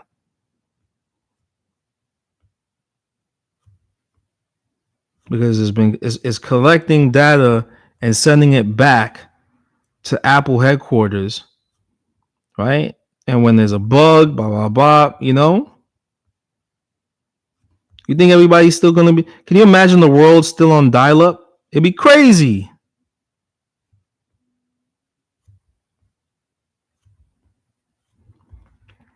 So I'm talking about, you know, that's how a relationship is. A relationship is the same thing. It's constant communication with your partner, right? And you're taking in data and you're applying it to your relationship, to yourself. And then you can admit that, yo, I'm doing something wrong. How do I fix myself? You know?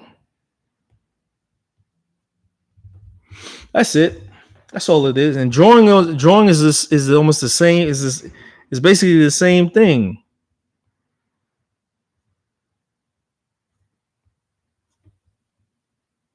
Yo, I miss some skull and sword days, because guess what? Like I was saying before, every day when you got to the shop, right? You had to have your drawings ready, and it's the tables like this. Look, hold up, yo, hold up. I gotta show you this. The tables like this. There's a wall like that, room like that. Then there's a table. Bam. The table comes out like this. The white table. I call it the white table. Right? Right? Right that, right? Then there's a chair right here. That's Grimes' chair. And then there's a chair over here. There's a chair right here. And there's a chair right here. Right? And there's a chair right here. Right? And it was like, oh no. It wasn't a chair right here. It was a bench. My bad. It was a bench. Grime had a bench against the wall. And you scoot in. Right? And every day you came in, right? Whenever everybody's there at the table together, everybody had to work that day together, right? Whatever day. And guess what? It would be I'm right here, Andre Malcolm, Henry. Sometimes it would be like Grime, right? I think Utaro was right here, and Lango was right here, right? And everybody had their drawings. You know, some people had one or two. You know what I mean? And what we did a rotation of looking at each other's drawings and breaking apart. Oh my God. And fixing it, getting to the mistakes, blah, blah, blah. Shit was crazy. And you have to admit that you did something wrong. You can't fold on the pressure. Can't fold on the pressure. It's like a rap battle. It's amazing. It's amazing, yo. It's amazing.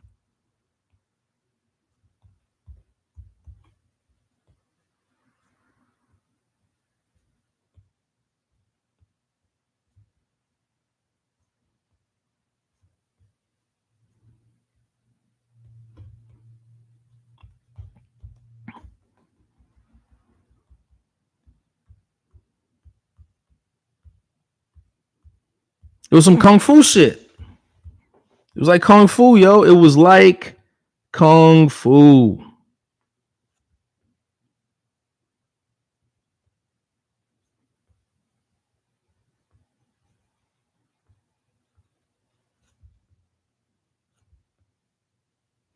Yeah, I think these feather scales is better. Yeah. So when I say like, yo, that's how a relationship is. That's how a relationship is, you know? Sometimes as an adult, you gotta just sit down with your partner and be able to like, you know, like I guess like talk about the problems, man, without folding. And the ones that could do it better are the ones that last the longest. Everybody else falls by the wayside and just dies off. Your genetic code is done. No?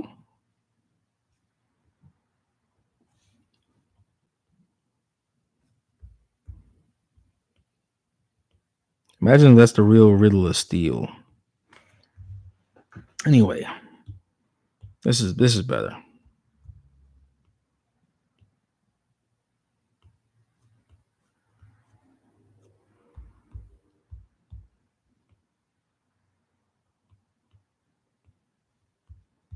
Wow. What is the riddle of steel? The riddle of steel. You know what the riddle of steel is? Anybody knows the answer of the riddle of steel? If you've watched Conan, what is the riddle of steel? What is the true answer of the riddle of steel? Does anybody know?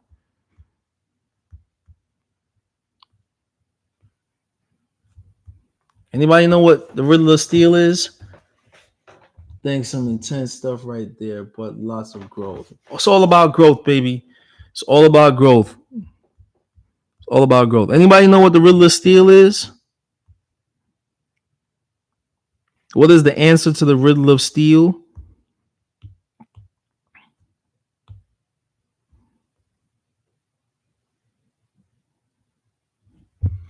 Anybody know the answer to the riddle of steel? Anybody? Anybody in here? YouTube, Instagram, do you know what the riddle of steel is?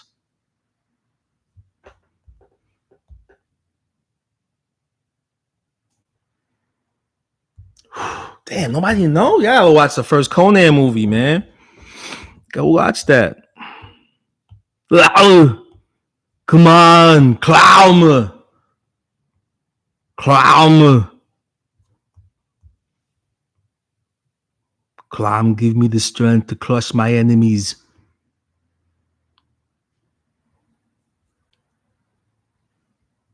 Anybody? Nobody know the riddle of steel? Yo, I think James Earl Jones, boy.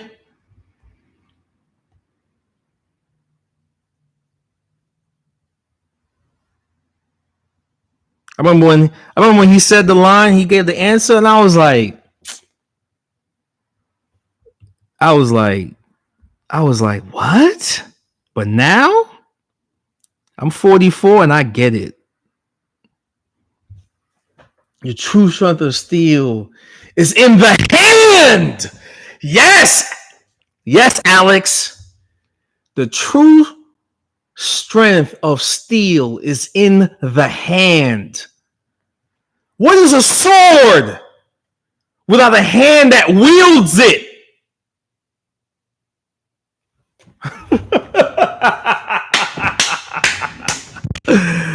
Oh shit. Yo, bro.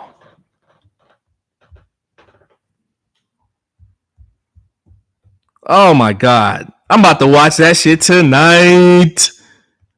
I'm watching that shit tonight.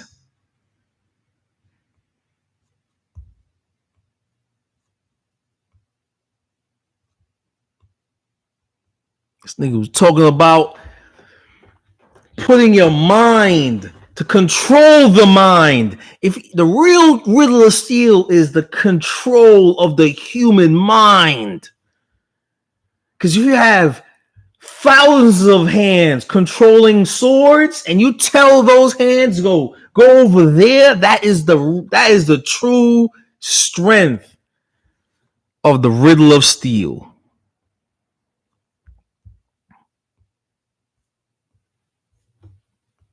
That's why I say, yo, it's bigger than what you conjure in your mind about your insecurities about your spouse going to get tattooed by an artist. You know what I'm saying? I don't care much. I don't care. I don't care. I care about providing. I care about providing for my family. You worrying about some shit you saw on Pornhub. Some chick getting her ankles put behind her head. Who cares about that? Ain't no money in that.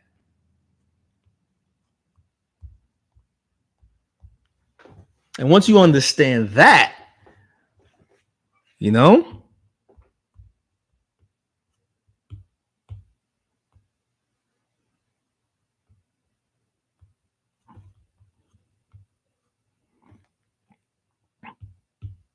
once you understand that, then you understand the riddle of steel.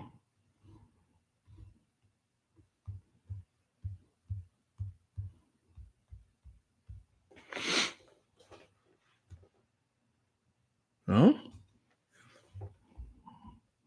Oh, those body feathers look way better now.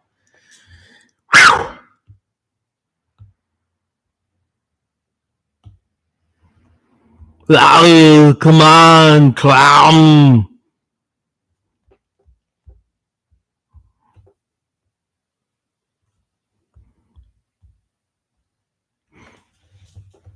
You know, and Arnold figured out, oh snap, I was already powerful. He said, look what I've given you. I've given you purpose.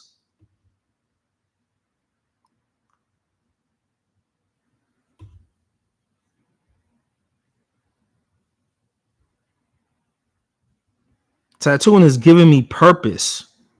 You get what I'm saying? I figured out the riddle of steel.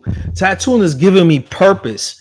And when you take away my purpose, when you take away the one element that helps my purpose, right? You become the anti-life equation. So that's why I love the spouses that support their partners to get tattooed and finish the tattoo. Because that's my purpose. My purpose is to tattoo.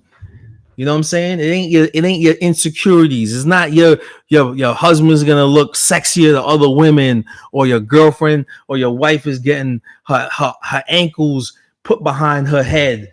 No, it ain't nothing about that. It ain't about that.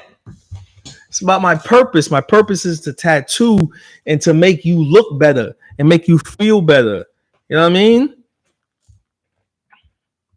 I'm out here tattooing. That's what some of you red pill dudes, man. Look.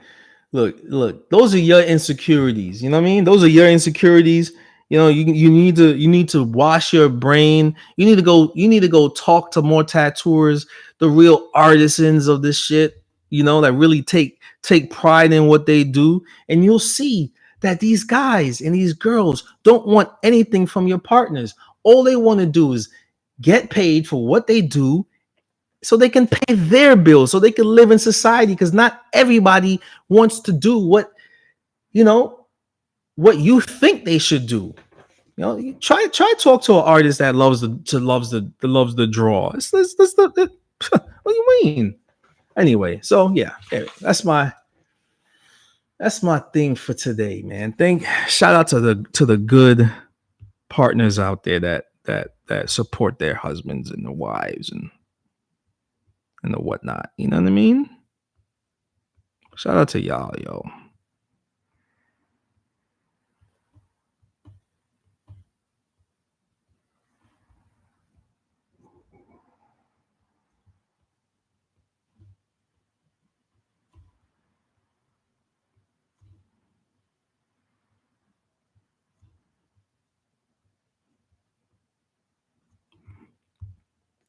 I've been tattooing for 20 something years, man. It's hard for me to figure out to do something else. I'm in this shit to the wheels fall off. Yo, Alex, shout out to you for the answer to the riddle of steel.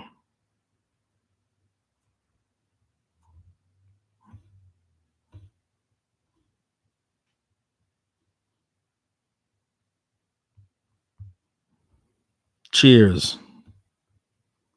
Cheers, mate.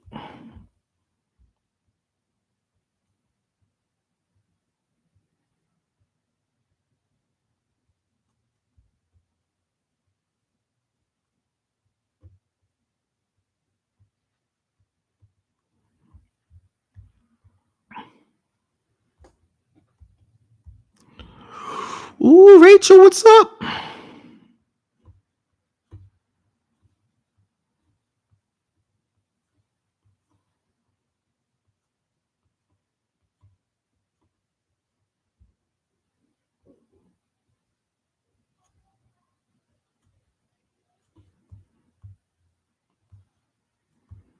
I mean,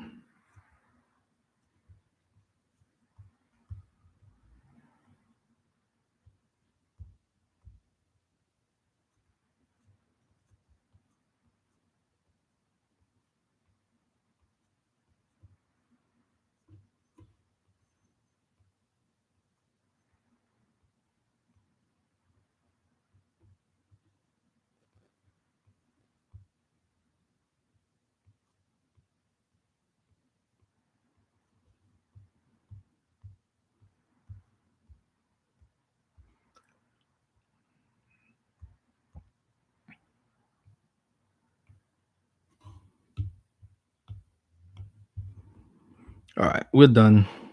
Oh, snap.